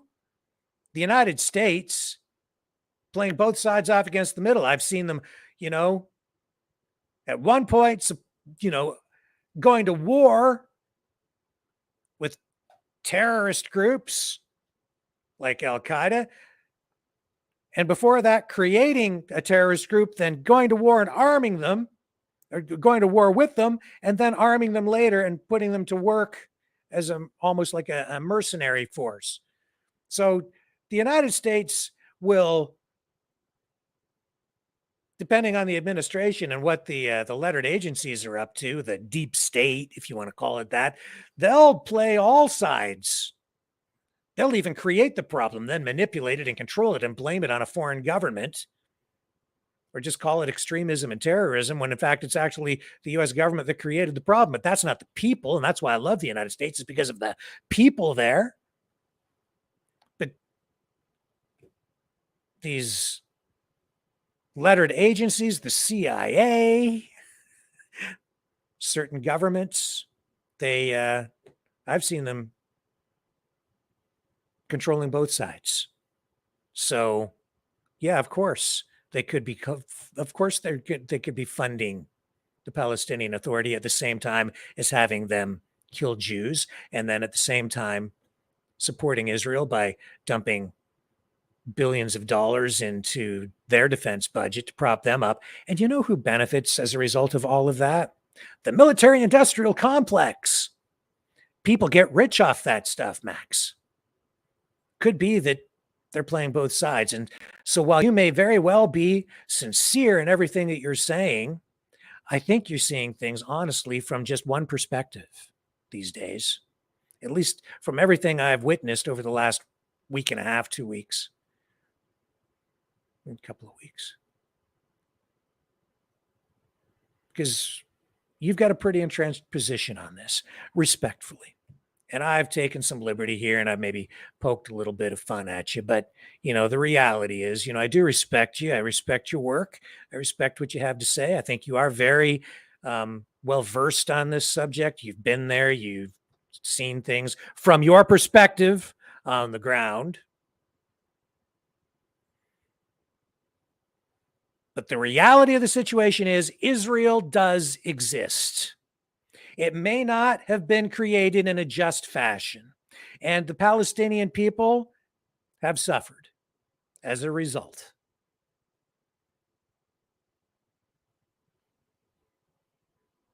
But that's not all RFK Jr.'s fault.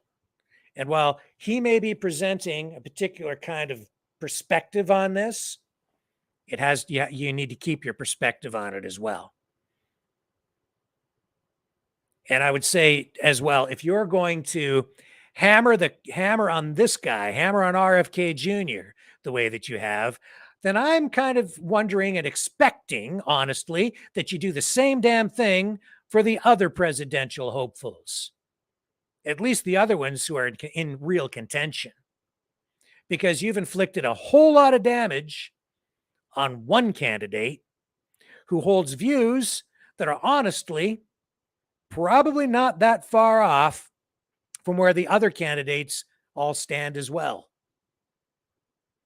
Just doesn't seem fair, which is why I'm sitting here tonight talking about this, because it just doesn't have any damn balance. And maybe things will come out in the wash when you finally get your big interview with RFK Jr. And more power to you. Got your interview. Score. But what about the other guys? Even it up, man. That's real journalism. Hold them accountable. Ask the damn questions. You go ahead. You should. That's fine. Hopefully you don't just sit there and call him a big fat liar again. Hopefully you do something constructive with it, something that will help the process, help the people. That's what journalism's about. And it's damn important that you do your job properly. Not just sit there and call somebody a liar. It's not a good look for you. Certainly not award worthy, not in my view. Then again, it's just that kind of thing that might get you an award from the mainstream media these days. Been there, didn't do that. Think about it, my friend. And if you want to come on here and kick the crap out of me, you're welcome to do it. I'd welcome you on the show anytime. And maybe we can make friends. Find some common ground on a variety of issues, even on this one. Maybe you'll dissect my dissection of your dissection. Highly unlikely, though, because I'm just a little guy. I shall return right after this. Don't go away.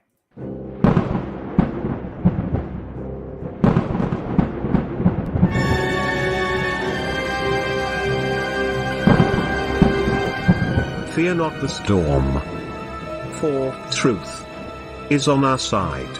Maverick News. The world is watching.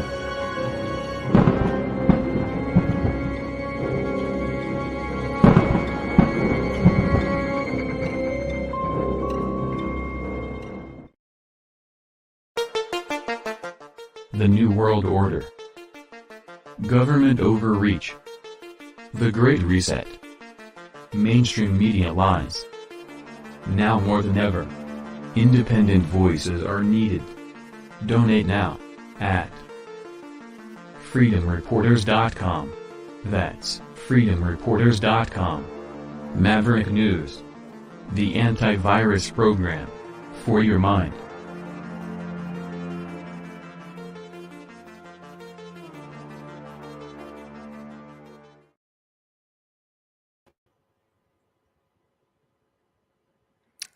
Just before we move on to other news of the day, just one last little thing. I didn't show you this, but I will now. Just to show you, like the Blumenthal family, I mean, they are so connected. And there's so much power there.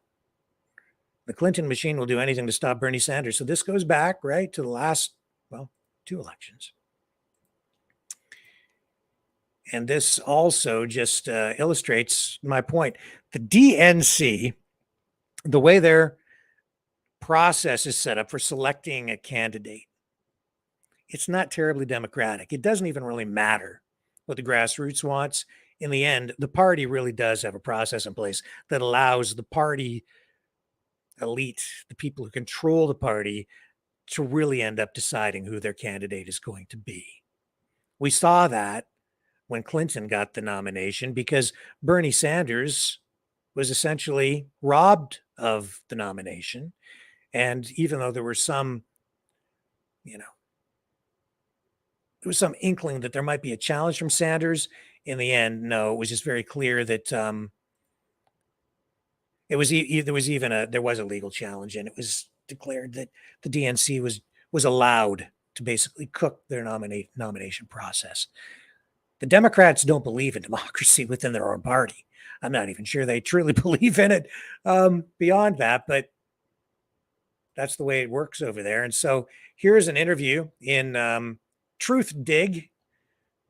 The Gray Zone's Max Blumenthal reflects on his experience growing up with America's most powerful family. And there's a whole article here about it, an interview with Max Blumenthal.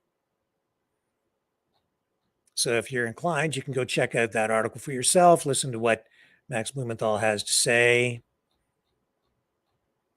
about being part of a family that is directly connected to the DNC machine and more. But let's face it, the guy is connected. How much influence does that have over him and what he reports and how he operates, and what influence did that have, or has it had, over the way he has decided to respond to all this RFK stuff? Only he really knows.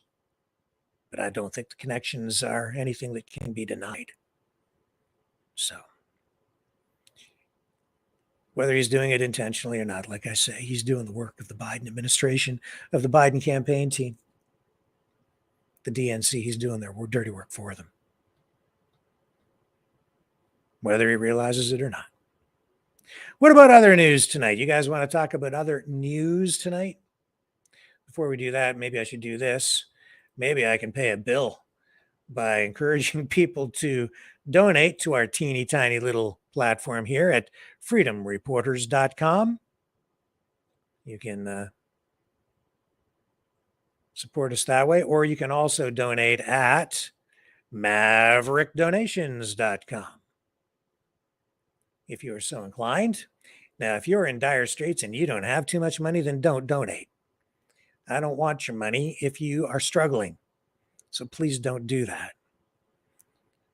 If you are able to, we certainly could use your help because we're struggling here, because we don't have 300,000 subscribers, and we are still on a YouTube ban, and we are still demonetized, and we are still having trouble over with Facebook. And that is why we need you to subscribe over on Rumble, the free speech platform where we are growing. And we are able to accept donations over on Rumble as well through the Rumble Rants. So if you can support us there, that would be fantastic too, because we need to recharge the phone lines and pay for a lot of other things that we have here, the subscriptions for the streaming software. And even on Rumble, we have to pay for a subscription package in order to have the, like a professional sort of account with them that allows the channel to be seen on a broader scale. So there are a lot of things that we have that cost money here. We need to actually replace this computer here too at some point, very, very soon, because it is aging, which is one of the reasons we had some trouble the other night just getting on the air, actually. In fact, we didn't get on the air that night, but it took on a mind of its own there at the last moment. So anyway, yeah, you can support the channel in all of those ways, but please consider liking, sharing, subscribing, and subscribe over on Rumble. That would be extremely helpful, and that doesn't cost you anything at all. Certainly appreciate the support we have had. So what else do we have to share with you tonight? Enough of the RFK Max Blumenthal thing. I'm excited to see what happens with that debate thing. Debate/interview, whatever.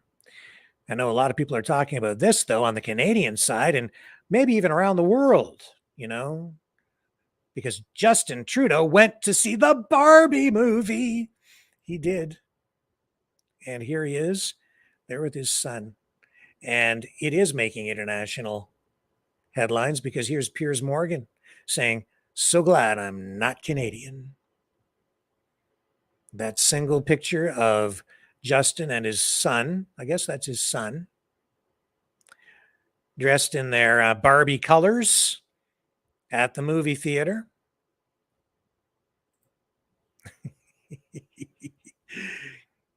This comes just days after JT announced that he is splitting up with his wife. And this picture, combined with a bunch of other things, have a lot of people, and I really don't care one way or the other, but I cannot ignore this because it has been taken on such a fever pitch within the social media environment. People are saying that they're expecting Justin to come out as gay before the end of the year. People are actually taking bets. Whatever, but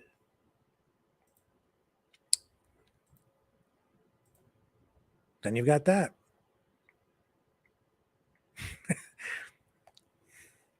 I haven't seen the Barbie movie. I don't really have much interest in it. I did go to the movies with my wife the other day. Well, this would be, 2 weeks ago, I guess? That's when we went to see the Mission Impossible movie, which is not a new release, but we saw it. And, the Barbie movie was on. I was like, "You want to see the Barbie movie?" And she's like, "No, don't want to." It just, to me, it looks like it's really bad. I don't understand the mania. And I barely understand the shift culturally that now makes Barbie politically correct again. Because for so many years, Barbie was politically incorrect. She had the wrong body proportions. She set a bad example for young girls because her body image was unattainable. We've talked about that before. But it looks like Justin Trudeau was able to hit the Barbie standard with his son as they went to go see the flick. I don't have any clothes that color. I did own a pink shirt once, 2 pink shirts that were purchased for me, and I never wore them. I did. I think I might have worn them once or twice, but that was in the 80s, and it's just not my thing. I don't feel comfortable wearing pink. Never have. It's just, I don't know. I guess I'm just culturally conditioned in old school way, so I just can't wear the pink. I don't like, just some other colors I don't like too. Now, it's not to say that I haven't worn some pretty loud shirts on the air here. I have. They look like, as Pure Knight has pointed out from time to time, it looks like I cut up the drapes or the curtains to make my shirt. Check out this story. Mainstream media, CTV. A new COVID-19 variant has emerged. Here's what we know about EG.5 so far. Is that how they pronounce it? Whatever. So they say a new COVID-19 variant has emerged, serving as a reminder that the coronavirus continues to mutate and spread around the world, disproportionately affecting vulnerable populations. Doom, and gloom. And the lead right there. What a politically correct lead suitable for 2023. First, they scare you with the COVID-19 variant story and say that it's mutating to add a little bit more fear, and then talk about it spreading all around the entire world. And then, of course, you have to add in that it is disproportionately affecting vulnerable populations. That's right. This is not an equal opportunity virus. This virus, it's smart. It knows which demographic to hit. Apparently. Based on what? Ethnicity, skin color? I don't know. The variant is called EG.5 or EG5 and is a descendant of Omicron. Omicron. The World Health Organization, WHO, added EG5 to its list of currently circulating variants that are under monitoring on July 19th. To date, cases associated with the new variant have been reported in the United Kingdom, United States, and elsewhere. So here it is. How serious is this one? I don't know. Let's read down a little further, shall we? And I'm not saying it's not real. Don't ban us on YouTube, Facebook, please. I'm not saying it's not real, and I'm not saying it's not serious. I don't know. Let me find out. As the past few years have shown, COVID-19 has a disproportionate impact on certain groups. It says here, like we've seen in the Omicron era and even before the Omicron era, COVID will disproportionately impact certain cohorts. I know, you've just told us that 3 times. So sadly, we're going to see probably a corresponding rise in hospitalizations, especially among people who are more susceptible to severe illness. Those are older people and people with underlying medical. I know that's the way it works. So what they're saying is it, for whatever reason, hits people probably like in minority groups more than others. Why? I don't know. Ask them. They're the ones who are saying it. They're probably referring to socioeconomic conditions. And that's probably very true. But I'd say that that's economic because certain people don't have access to as maybe food that is good. So maybe they're not as resilient, with better immune systems and things like that. If they're poor and they can't afford to buy better food or avail themselves of better health care. EG5 has been referred to as Eris by some, but the WHO revised its COVID-19 naming system earlier this year, deciding to assign nicknames or Greek alphabet labels only for variants of concern, such as Delta and Omicron, and no longer for variants of interest or under monitoring. So the COVID-19 thing, it's not over. Keep your eyes and your ears peeled, ladies and gentlemen. Never know where that's going to go. That's scary. I'm less scared of the virus, though, than I am of a potential government response. Yeah. Very afraid of the government response. Ron DeSantis has changed his position, or at least he's actually clarified his position on whether Donald Trump won or lost the last election. He says now, yes, Donald Trump did lose the last election. That is his position as of this day, August the 7th, 2023. DeSantis said he has said definitively now that rival Donald Trump lost the 2020 election. I guess, the media is saying that DeSantis has kind of waffled on that.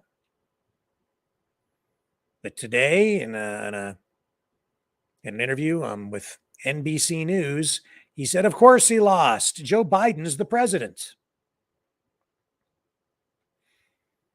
I guess that much is true. I mean, even if you didn't believe in the process, the reality is Joe Biden is the president. Like it or not, that is the reality. So in that sense, no matter what, Trump lost because he's not the president. Therefore, he didn't win. So DeSantis' shift in rhetoric has come as he seeks to rather reset his stagnant 2024 White House campaign. And there's another candidate right there that Max Blumenthal should be asking questions of. Ron DeSantis.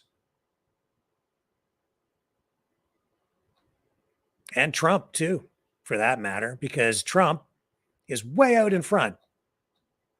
In spite of all of the trouble that he's facing right now, he still leads the pack by a long shot on the GOP side for the nomination. It looks at this point like he will be the nominee. But politics is a very strange thing. Anything can happen between now and the day when the GOP candidate is actually selected.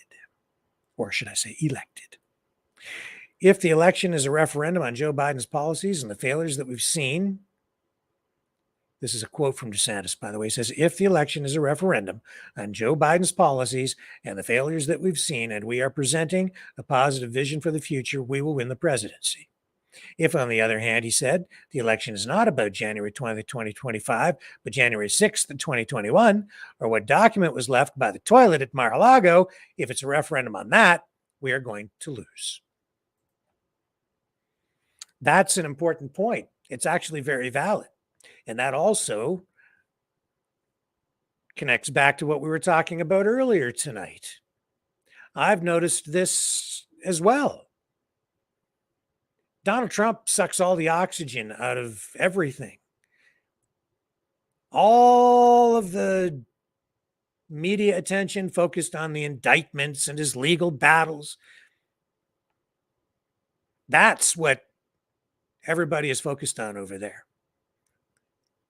When you hear anybody talking about Trump these days, mostly they're talking about all the crap surrounding him. They're not really talking about the issues. You know, what it was that propelled him to the White House to begin with were issues like the wall, the economy, right? Peace. Now what are we talking about? The last election, whether, there was integrity there. We're talking about his legal battles, whether they're justified. And all these other issues. I mean, he does talk about things in his speeches, but that's not what's top of mind for people anymore. People aren't really talking about the real issues. Some of the other candidates are trying to talk about the real issues. I think even RFK is trying to talk about real issues, but over there too, they're trying to make it about him, his political opponents, right? Get their minds off the economy, get people's minds off the real issues. And if it's not that, I guess we're talking about UFOs these days. And we should really be talking about the threat of nuclear war. There was a woman arrested in a plot to assassinate President Volodymyr Zelensky, that according to Ukraine. So this woman who is from Mykolaiv, I'm not sure if I'm pronouncing that correctly, but her name has not been released. She's been questioned by officials, and they say was part of a plot aimed at assassinating Zelensky during his visit last week to a southeastern city near the front. So Ukrainian law enforcement say the woman was caught red-handed as she handed info to the Russians. They're alleging that she was passing information on to Russian forces about Zelensky's location. They allege that she provided a full itinerary of the president's visit to the region. The Russians, according to the Ukrainian authorities, would then have ordered an airstrike to assassinate him. Maybe.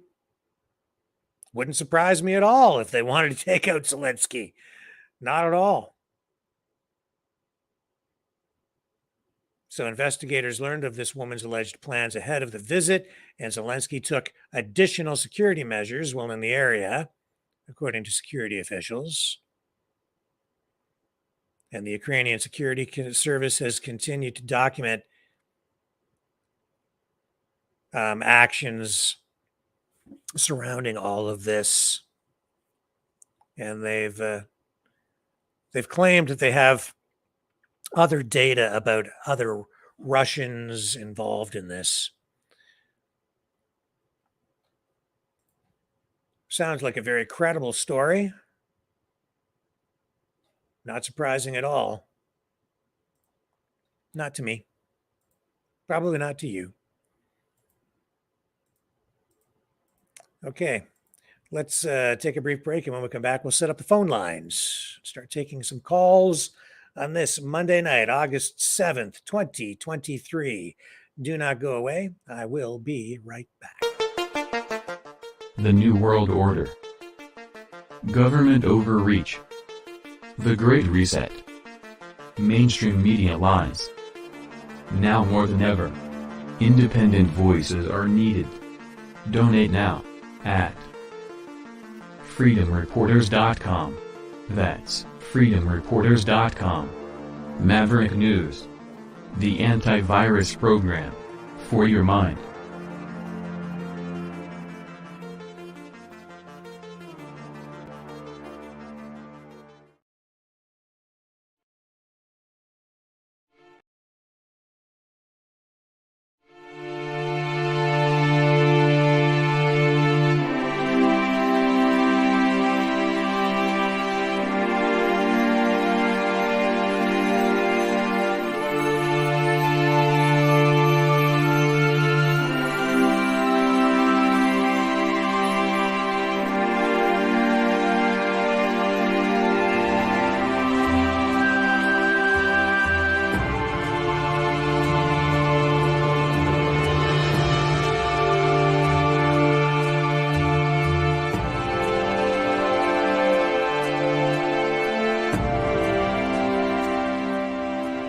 Maverick News. The world is watching.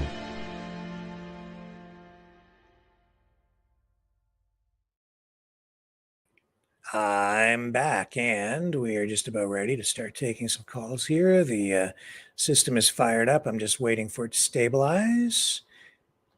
And again, if you are so inclined, you can support the show by donating at freedomreporters.com or maverickdonations.com. Like that. That's the Give, Send, Go page. That is PayPal right there at freedomreporters.com. And please make sure you like, share, and subscribe. That would help us out a great deal as well.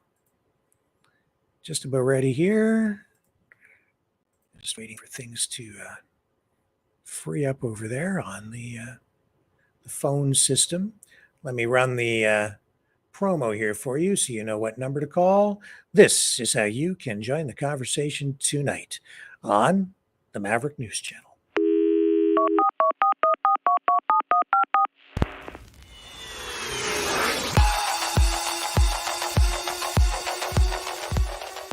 Join the conversation. Call 1-833-975-3733. That's 1-833-975. Free. Speak up. Speak out. Make your voice heard. Maverick News. Fighting for freedom by defending your right to free speech. Be a Maverick. Join us.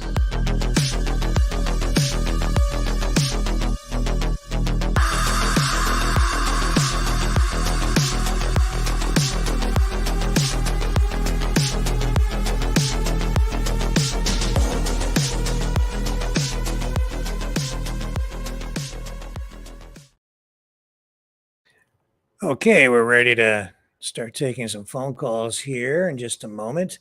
And yes, you can join the conversation at 1-833-975-3733, 1-833-975-FREE, 1-833-975-3733 to join the conversation. Now, I'm hoping that we're actually broadcasting to somebody out there tonight because we've had so many technical problems that I never am sure anymore, but it looks like we do have especially a fairly substantial audience online on Rumble.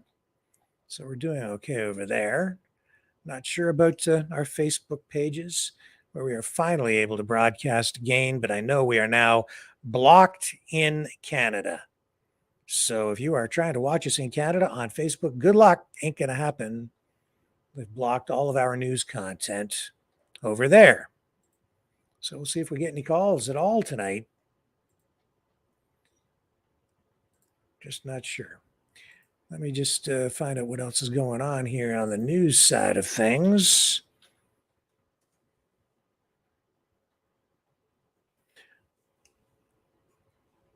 Oh, yeah. More Trump stuff and legal battles. I guess he launched a counter lawsuit against that Jean Carroll, who was involved in that lawsuit against him.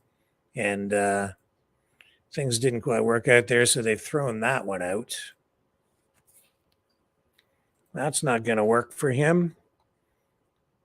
And Trump's lawyers are working as well right now to narrow the focus and the limit on what he can say publicly in that election case, this indictment, right? They impose some pretty severe restrictions on him. And I know it could even make it difficult for him to speak to people who are directly involved in his campaign because they are potential witnesses. So we're not sure how that's all going to play out. His lawyers seeking, I think, some clarification and maybe some leniency here, especially considering that he is going to be running for president again. So I don't know. So it goes. So you can call in at 1-833-975-3733 to join the conversation tonight.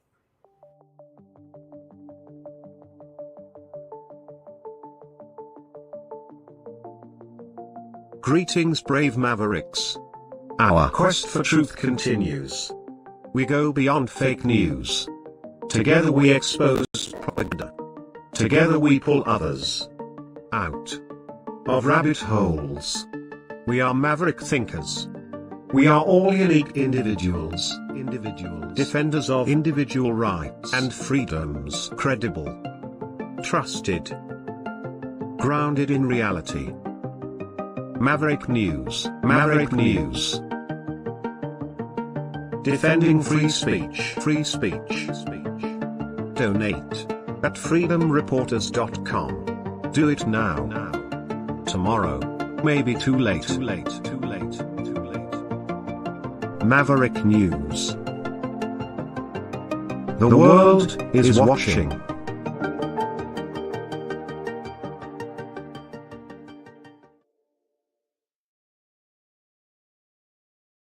All right, let's take our first call of the night. And I believe it is Isabel. Yeah, hi. How are you tonight, Rick? I'm fine. How are you? Oh, not bad. I was listening to about RFK, and yeah, I mean, there's a lot of points that he does make that sometimes I don't agree with, but yeah, this is a backlash. These guys are just like jumping all over him. It seems to me like they're getting some kind of compensation to be turning on him like this.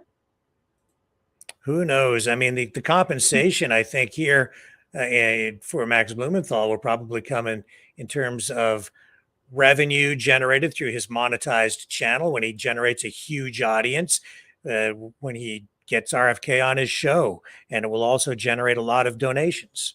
So he'll get paid that way for sure.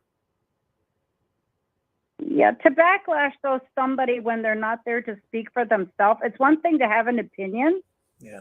But like to sit there and rip him apart without him being able to defend himself, I think that's underhanded. Like that's really underhanded. A little bit, it's like, I mean, you have to expect you're going to be targeted when you're running for political office, but I just didn't like the way that he kept calling him a liar.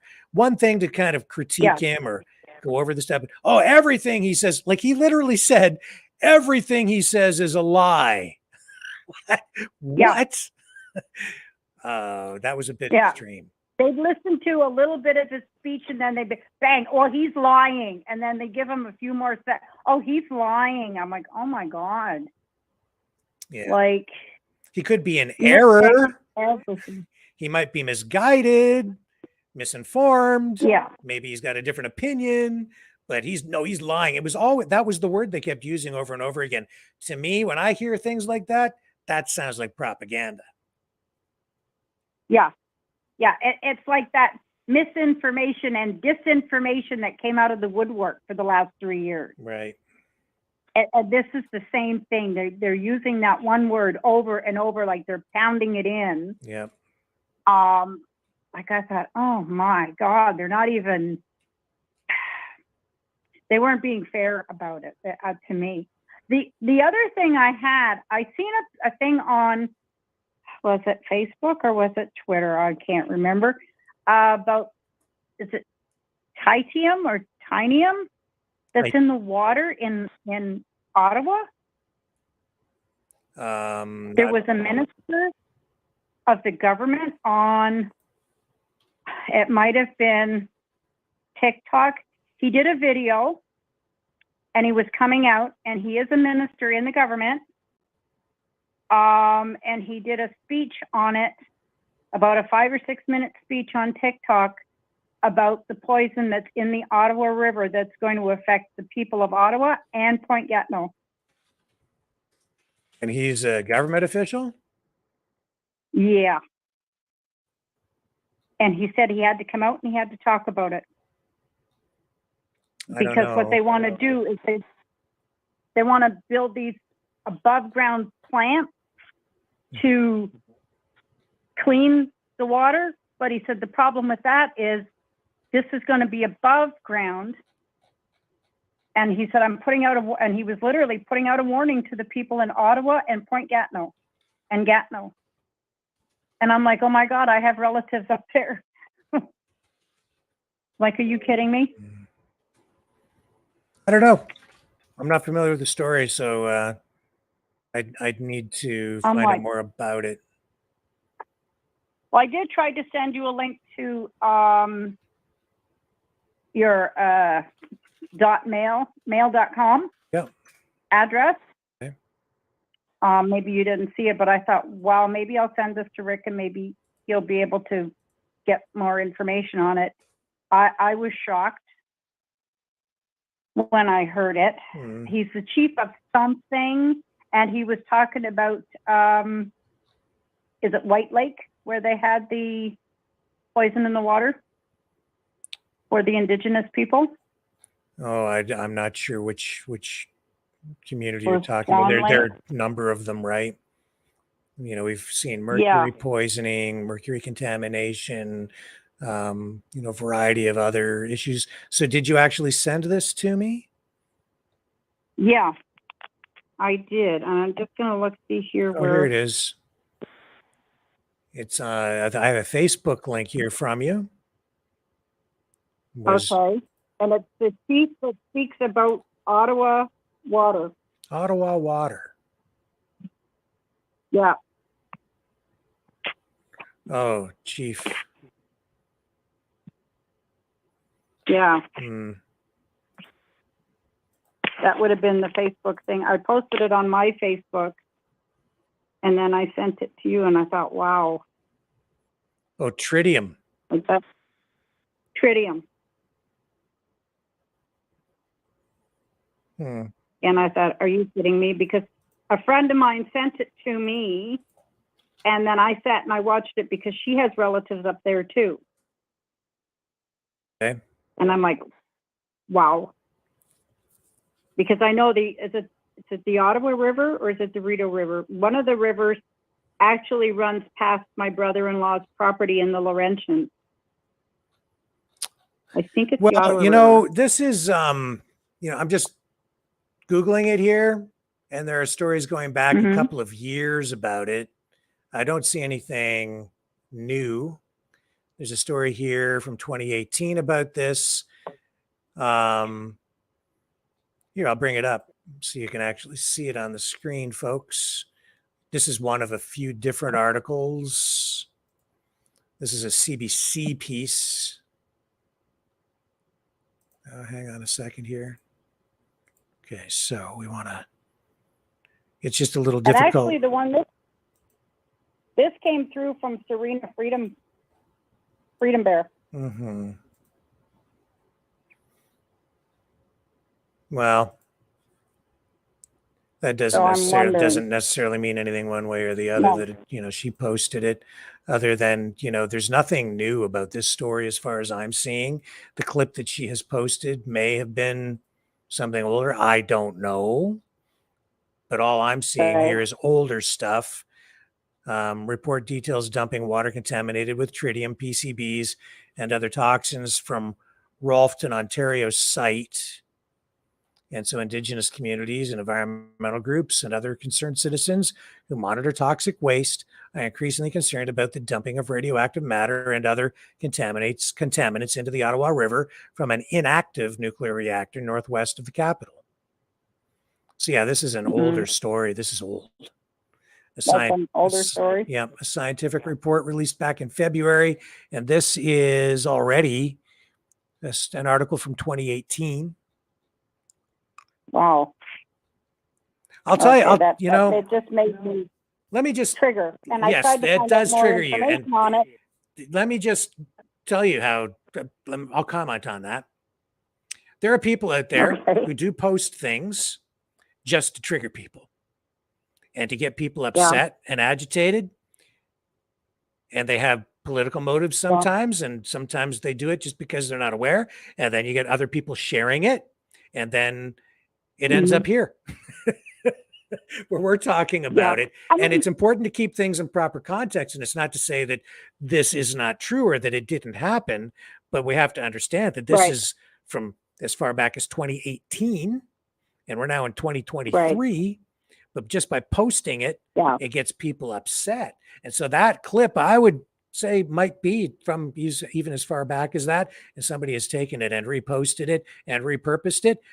Maybe, I don't know what the motivation might be behind that, but I don't like it when I see stuff like that. No, it makes you wonder. And I thought, I'm going to check it out. And I tried to find information, but my great service provider takes forever to do anything lately. And if you complain to them, well, we're working on it. Yeah, okay, whatever. And that's not to say that maybe there is something new and I'm just not seeing it here. I'm not finding it. I don't see anything new here with regard to this. And some of this stuff even goes back as far as 2015. I don't know how this might have been resolved. It probably hasn't been. It probably is an ongoing issue, but it's an inactive plant. So, says here, this reactor in Rolfton made history in 1962 as the first in Canada to produce electricity from nuclear power. It stopped operating in 1987. And now CNL is developing a plan to decommission the site and deal with the nuclear waste. And this is the problem with any nuclear facility, is like, what do you do with it afterward, right? So. Exactly. Like, I don't know. And I see all this stuff now. I mean, where I lived before in Ottawa, we lived near Westinghouse, the electric bulb plant. And my kids used to go play, and it was called Pottersburg Creek. Yeah. And my kids used to go play there all the time, bare feet. And then we found out, and everybody had little backyard gardens where we grew fruit or vegetables and stuff. And the runoff, there was a little trickle runoff that actually helped water our gardens. And then we found out that creek was full of PCBs. And this was years later. After we left there, they sent down a group to check the water, and they came in hazmat suits. They looked like silver suits from space. Yeah. And we all thought, oh my God, like our kids played in that creek. Well, it turns out people from 30 years ago when we lived there had developed cancer now. Yeah, polychlorinated biphenyls, they're very carcinogenic, depends on, the level of exposure.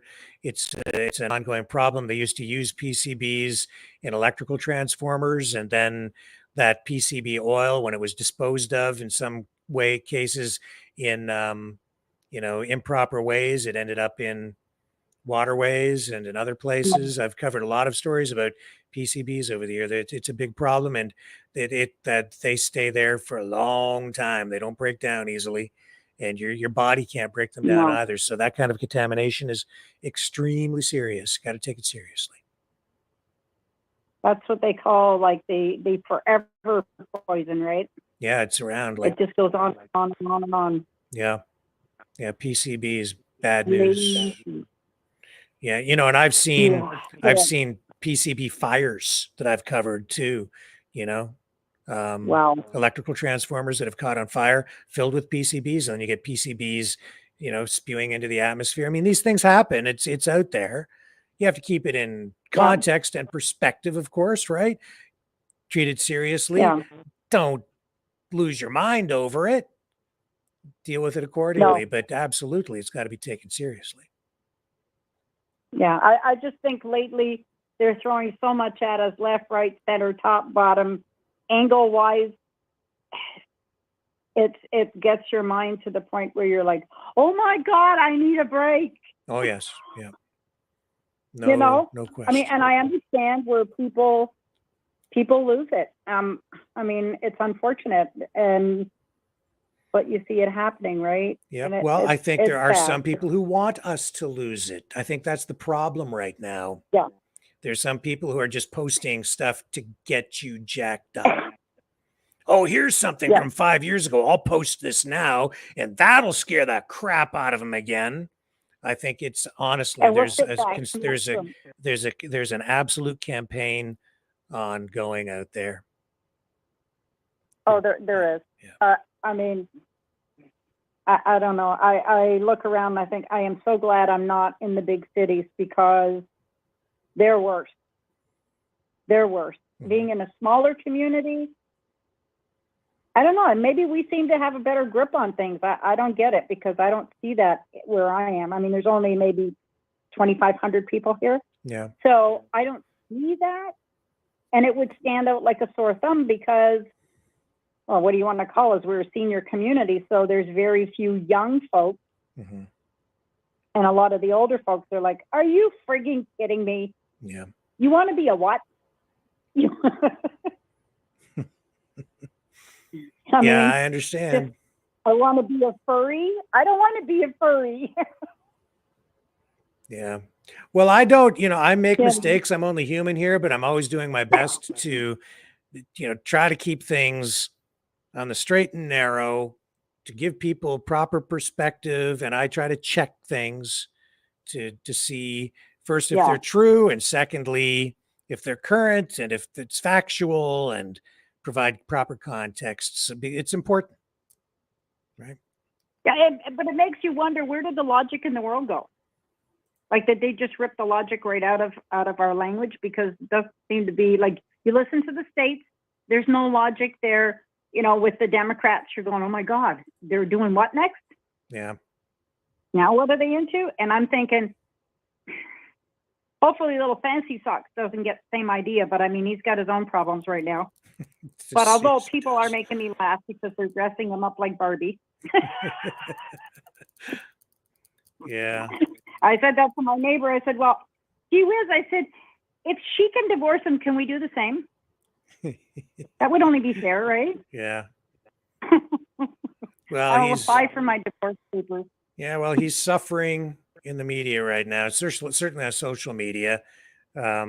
People are having a bit of a laugh at his expense, because his marriage is falling apart, and there's, now you have all this speculation about him possibly having an affair with someone senior in his cabinet, as I'm sure all of you know. Mm-hmm. I don't want to get into too much of that because I'd like to deal in facts as well and not get into too much of too much. Yeah, somebody posted that. Well, they are the head of affairs, right? I hadn't even thought of that, but okay. I thought, well, that's coinciding, right? Like right there. That is affairs. Must know a lot about affairs. Yeah. There we go. I don't know. And I won't hold you up. No doubt about it. This is a good call. And I thank you for that. I like that last one. Thank you. Yeah. Thanks. Oh, did you like that? I did. I liked that a lot. Thank you. Can you say head of affairs? Oh, God. No, I don't need that imagery in my mind. Thank you, Isabel. Have a good night. You're welcome. Bye. Good night. Oh, man. Okay, let's go to Sandy. I haven't spoken. We haven't talked to Sandy in quite a while. Hello. Hello, you. How are you? I'm fine. How are you? I'm good, thank you. It's Sandy. Yes. How's your fish? It's been a while. Oh, he's okay. He's doing awesome. Good. That's good. So I just want to say your last caller, he was talking about the water. Mhm. And we are going through a pipeline project right now. Through a what? A pipeline project. Oh, okay.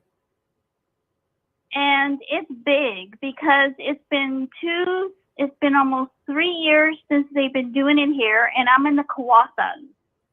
Okay. And So for our I'm just American gonna give you- viewers, Sandy, can you tell people where the Kawarthas are? Oh, the Kawathas are Peterborough, Ontario, Canada, north of Toronto. North, yep. Okay, so they've got the general So- idea. Yeah, it's a small town, and it's probably more than Ottawa. I would say it may be more than Ottawa. I'd say about maybe 35,000 going here now. Okay. And I live across the street from the GE plant. Okay. General Electric, yeah. You know the General Electric? Yeah. Okay. What do they produce It's closed. there? It's closed. no more. Okay. Yeah. It closed a very long time ago.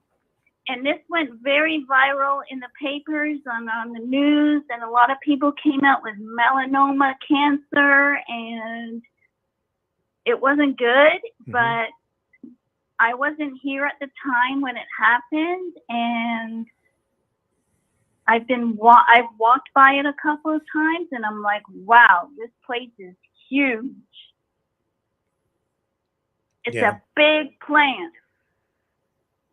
Okay. And so what And- was it that happened at the plant? What did they produce there that might have They contributed produced to? microwaves, washers, dryers, electronics, Mhm. ovens. You name it, they produced it. And it was all local. Like, it was very local. So now I've been going for walks. I'm going out for walks, and I'm looking around. And as I look around, and I'm going, oh, I see a big, ginormous home. Mm-hmm. And it's a water hose. And they're doing a pipeline project right outside my property. And it's like they're cleaning the water. Okay. They're cleaning up the water, and this is huge now. So it's coming, like where I live now, it's not here right now, but eventually I'm hoping it's going to come on my street, and I'm just going to like, woo, clean the water, because we have like a boardwalk here. Yeah. And you can walk along the boardwalk, and we have a bandstand here, and you can watch bands, and they bring concerts here. They bring everybody here. We had Honeymoon Suite here the other night. We had a lot of bands that come here and play. Well, that's good. So the focus of this, though, is what, that you're just trying to draw attention to the fact that they're putting a water line into your community to address the issues of water quality? And not only that, they're trying to save the water quality of it. It's coming through council. My aunt's working on it. She's on council. She is a politician, and they're working really hard on it, and it's been taking since the pandemic. Right. And you know what? Give it time, because your last caller is going to come to Ottawa, and they're going to clean it up. Well, I hope so. Whatever they do to address that, I don't know where they're at with that story right now. But as I say, it's been an issue there since at least around 2015 or longer. Well, actually 1987. So Rick, Yeah. it's been long overdue. Mhm. We've been in dire needs of clean water because, like, the fish now, you can fish here, but you just can't eat it. Don't eat it. You can fish, you can catch it, but just don't eat it. Let it go and just move on. Like, it's contaminated. It's sad, but you know what? It is also reality, and they're working on it, and they got to clean up this country. This country needs to be cleaned. Well, I'm glad that they're making progress on that, because I know that, that GE plant up there in Peterborough, it takes up about 10 acres of land, about 360 people Oh, more, there. if not Is it more. Yeah. And, It's way more, because I've walked literally around it, yep. and it is like acres. Yeah. And, this is an ongoing issue for a lot of communities where old factories have been shut down. They've been dealing with the PCB issue right there in Peterborough since the PCB, cancer, everything. Since the 1990s. Yep. And Absolutely. because they were building capacitors there, electrical capacitors from all the way from the 1940s to the 1970s in Peterborough. Yes. They used to do crazy things with PCB oil. They even used to use it as like a dust. And you know what? suppressant, I will tell you this story. My aunt that is on counselor, I won't name her name because I don't want to get banned or anything, right? Yeah. And her grandparents, her parents, and her grandparents worked at the plant. Yep. Scottish. Yep.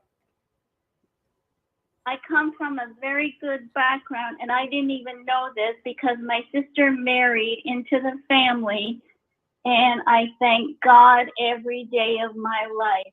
But you know what? It's all good. Yeah. It's good. And you know what? I've spoken to my aunt many times on council, and I stay up to date with everything. And they work very hard here. It's a small town, and she works for City Hall in a small town, and she's an amazing lady. She will help anybody that needs help. Excellent.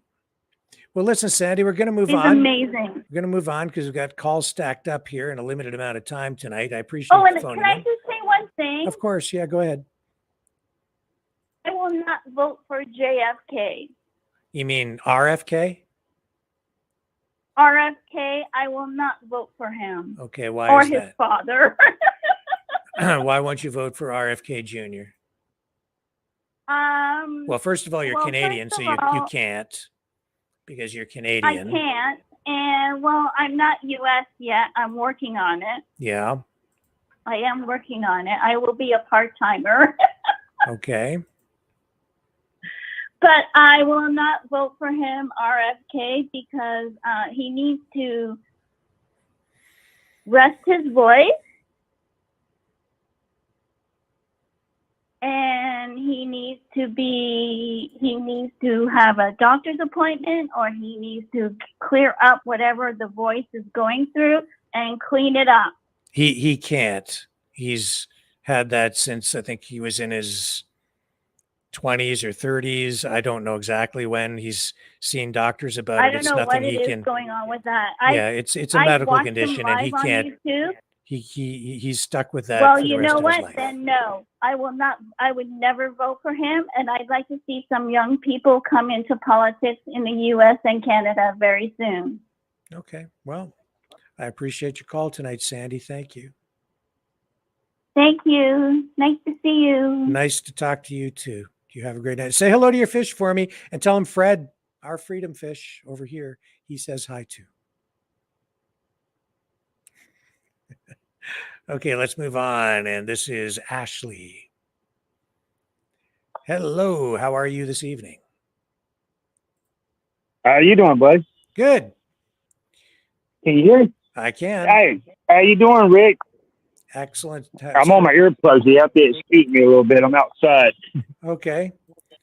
What do you want to talk about? Hey, I was going to ask you. Hey, what was the reason why they stopped Mega and Google over there? Well, Like on Facebook. Yeah. So I mean, Meta, which is Facebook, Instagram, they are blocking all news content in Canada. I can still post, but you can only see it outside of Canada. And that's because of Bill C-18, which is designed to make social media platforms pay fees to news producers or news companies, in particular, mainstream legacy news media. And Meta said, we're not paying for it. So we'll just take all news content right off the platform. And we've been swept up in that. And we were one of the first out of the gate to get the boot off social media, off Meta in Canada. So we can still post, but Canadians are having a very difficult time seeing the content now from us. Outside of Canada, you can still see it. There are other issues with censorship ongoing here, of course. There's Bill C-11 as well, which was also designed to boost mainstream legacy media, news media in the search engine algorithms, put them on top, and then take independents like us and push us down into places where you just can't find us. So that's another form of So you can't get yourself out there. They're making it more and more difficult every single day. You combine that with the fact that, you know, we're still on a YouTube ban on our main channel right now, and will be for probably another 4 or 5 days. And also we restricted access to our Facebook pages just out of a censorship thing, again, for the past 6 weeks or so. Are y'all having like trouble like America's having? Or I mean, so y'all don't post it out on Mega, you know what I mean, like on Facebook or anything? The reason why they took it off, or they're just taking it just to take the low man out of the box?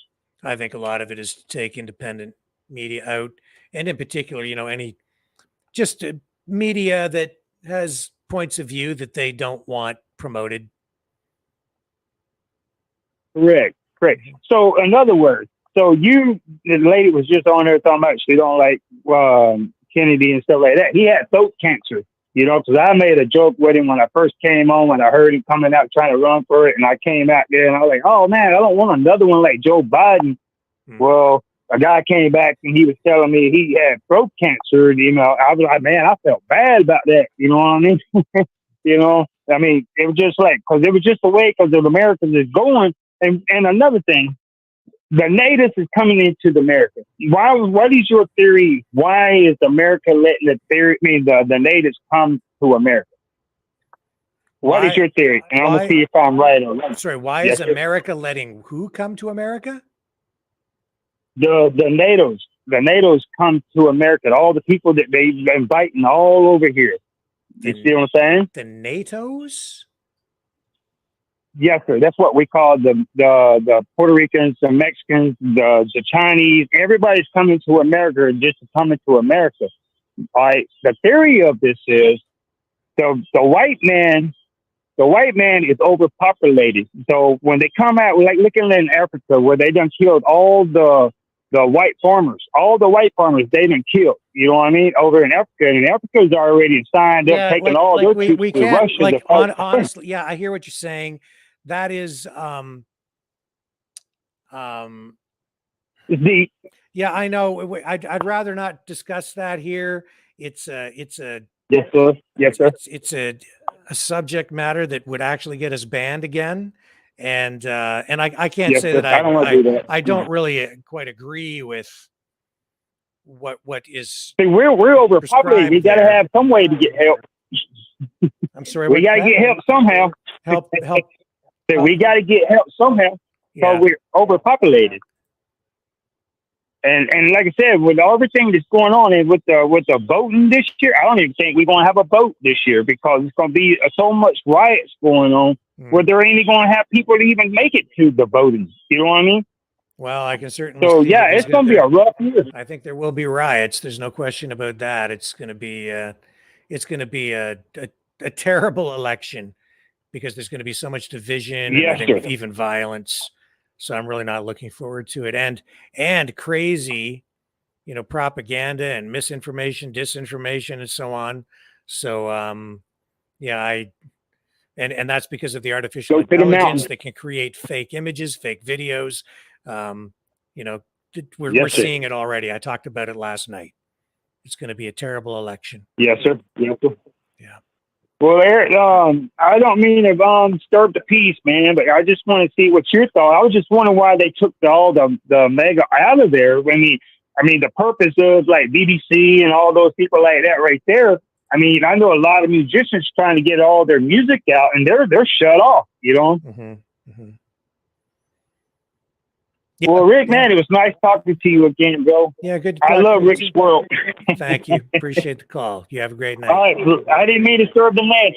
Yes, sir. I didn't mean to disturb the nest, Rick. Yeah, that's okay. All right. You have a good night. I have a good one. See ya. And yes, sir. Yeah, we'll move on here. And who do we have up next? We have, I'm not sure who this is. Go ahead. You're on the Yo, Rick. Hey. Yo, Rick. What's happening? You tell me, man. It's a Monday, but it feels like a Sunday. Yeah. You've been on the road, man. I've been on the road, and now I'm off the road. What a great vacation. I've caught a little bit of your show along the way, Mr. Rick, and I like what you had on yesterday about the Eritrean festival in Toronto, where there's some violence that erupted. Yeah. Right. That's great immigration here by the Canadian government, the Eritreans.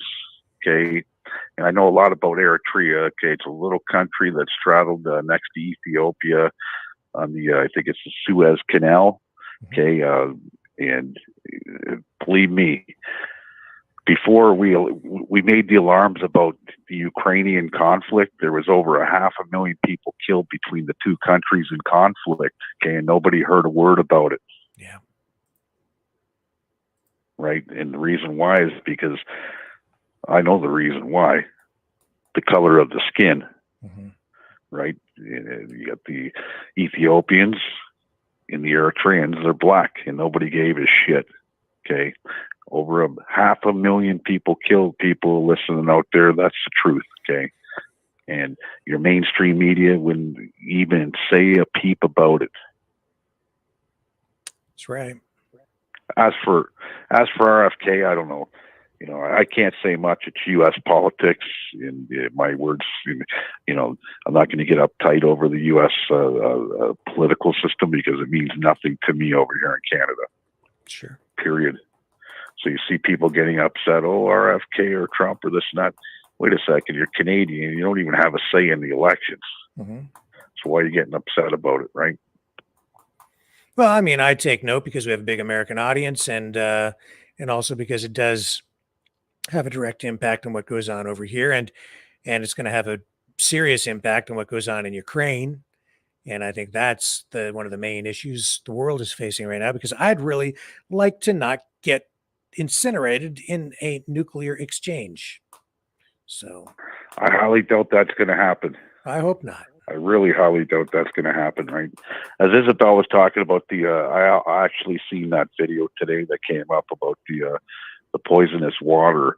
I think it was radium in the water from the Chalk River that's still moving down into the Ottawa River, right, and flowing.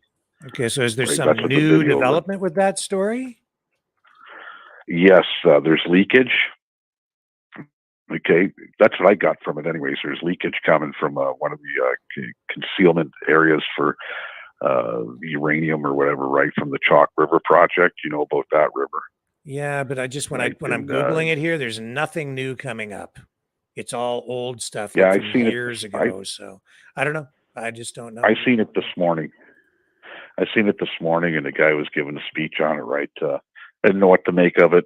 I didn't do any research to check about it, right? But I did see it, right? It came up on my feed too.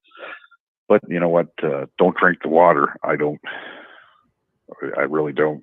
I drink bottled water, and I don't know if that's even safe, right?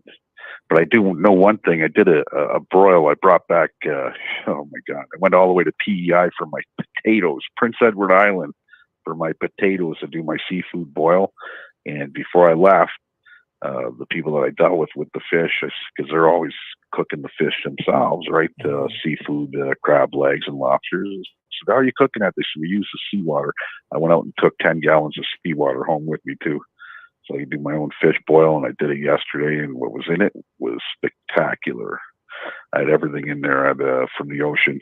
I had clams, oysters, crab legs, scallops, shrimp, lobster. It was crazy. And it turned out good. Even put sausage, corn in the PEI potatoes in it, in the seawater, boiled the seawater, dropped everything in, and the taste was phenomenal. Well worth the trip. That's awesome. Here's a story from And the funny thing, now APTN. This is back from June, so almost 2 months ago. Proposed Chalk River nuclear dump site violates UNDRIP, United Nations Declaration of Rights for Indigenous Peoples, says Algonquin chiefs. So that's probably what the story is about. yeah. Well, you know what? The Chalk River hasn't been safe. Okay, and everybody knows it, right? So, you know, especially the other thing. Well, you know what? Once the water's poisonous in Ottawa, which it is, I wouldn't drink the water in Ottawa. My wife wouldn't drink the water in Ottawa. It was bottled water, right? You know, you just look at the water. You could see it. If you can't see the bottom of the lake or the water, I wouldn't even consider. I was in towns where you could see the bottom of the rivers. It was still under boil advisory. Okay, this week, right? If you're going to drink the water, you got to boil it. Well, we drank bottled water. Thank you. Right, it's safe for showering and everything else, they say, right? But who knows, right? But when you look at big companies out there, I'm learning a little bit about the Irving Company, okay? And I've never heard of the Irving Company until I went east.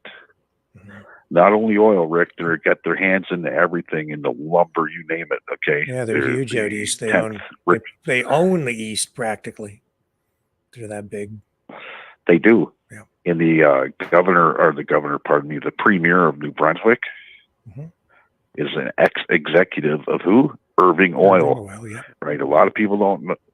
Right. A lot of people don't know this, right? And I never knew this till I traveled east, right? But they're paying 15 cents more a liter for gas and diesel. Wow. Okay. So as soon as you get into Quebec, it goes up a little bit. Okay, and then it gets really high in New Brunswick. So I can just imagine what it's like in PEI, Nova Scotia, Newfoundland, right? The rest. Yeah. But yeah, you got this one company that's got a stranglehold on every business there. Okay, and a lot of people don't like the Irvings, which is surprising, right? I don't blame them, right? When you see the way that they're getting gouged down there, T-bone steaks. They are on sale. Where was it? Superstore today for $8.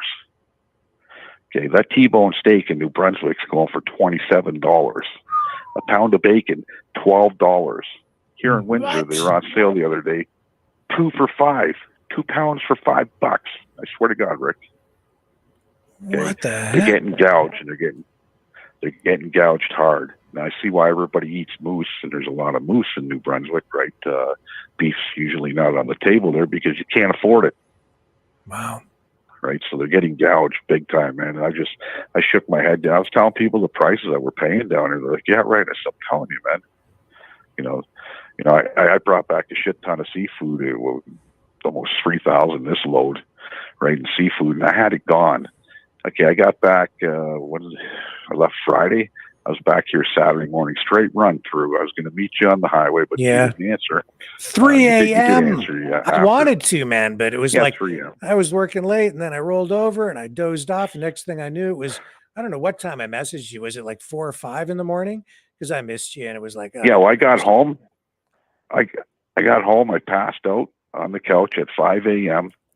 I woke up at 10 in the morning. I was out of seafood, Rick, by 5 o'clock. That shit sold faster than drugs. Okay, that's 160 lobsters out the door. I bought 20 pounds of cod, 20 pounds of haddock. What was it? 150 pounds of crab legs. You should have seen me going off my front porch. Right? It was hilarious. My neighbors were all coming over going, you're too much.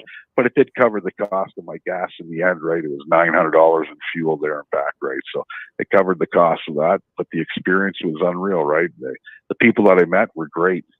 And if you're in the Windsor area, here's some news updates for you. I think this weekend we have the Ford Festival happening at the Chicharo Club. And that's, if you don't know who Ford is, that's the Premier of Ontario. And he's got these little festivals he calls the Ford Fest. And it's hot dogs, free hot dogs and pop, and a little carnival for the kids and everything else. So hopefully we could truck in a few busloads of the downtown homeless for some free food. That would be awesome. And show their support. And then next week, we also have the Honorable Justin Trudeau coming for Gay Parade or Gay Pride Parade. He'll be here in Windsor. Oh. On the 13th. His day is the 13th. Yeah, so a little information for you, Rick, to throw out there. Wow. Gather up your support. If you like Justin Trudeau, well, there you go. If you don't like him, you know where you'll be. If you like him, you'll know where you'll be. Okay. Same thing with Ford. Will I be participating? I don't know yet. I might go down there. I don't like Ford, and I don't like either one of them. Actually, they're both snakes. Wow. So interesting. So with that being said, Rick, you have a great night, guys. All right, thank you, Leo. Always a pleasure. Good to have you back.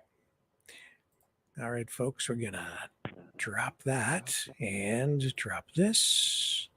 That gets us to 9:12 p.m. Eastern time. And we're into a little dangerous territory with that one caller about the immigration. But I just want to make it clear that we don't advocate or believe in any kind of, what shall I say, replacement anything. So I understand immigration concerns, but we'd never take it that far. So if anyone out there in YouTube, Facebook land thinks that that's where that conversation is going, that's not the case. So we don't advocate for that here. So please don't ban us, because we didn't do anything wrong. We will be back tomorrow night, same bat time, same bat station, here on the Maverick News Channel. Again, if you are inclined, you can support this channel by donating at freedomreporters.com or at maverickdonations.com. And make sure you like, share, subscribe the heck out of everything, because that helps us out a lot too, and it doesn't cost a thing. Hit the notification bell if you do subscribe to our still up running YouTube channel. That would help us out a great deal. And please consider subscribing over on Rumble. Really could use the support that way as well. Thank you, everybody, for joining us here on the program tonight. Really, really appreciate it. I will be back, as I say, tomorrow night, 6 p.m. Standard Time, Eastern Standard Time. Catch y'all on the flip side.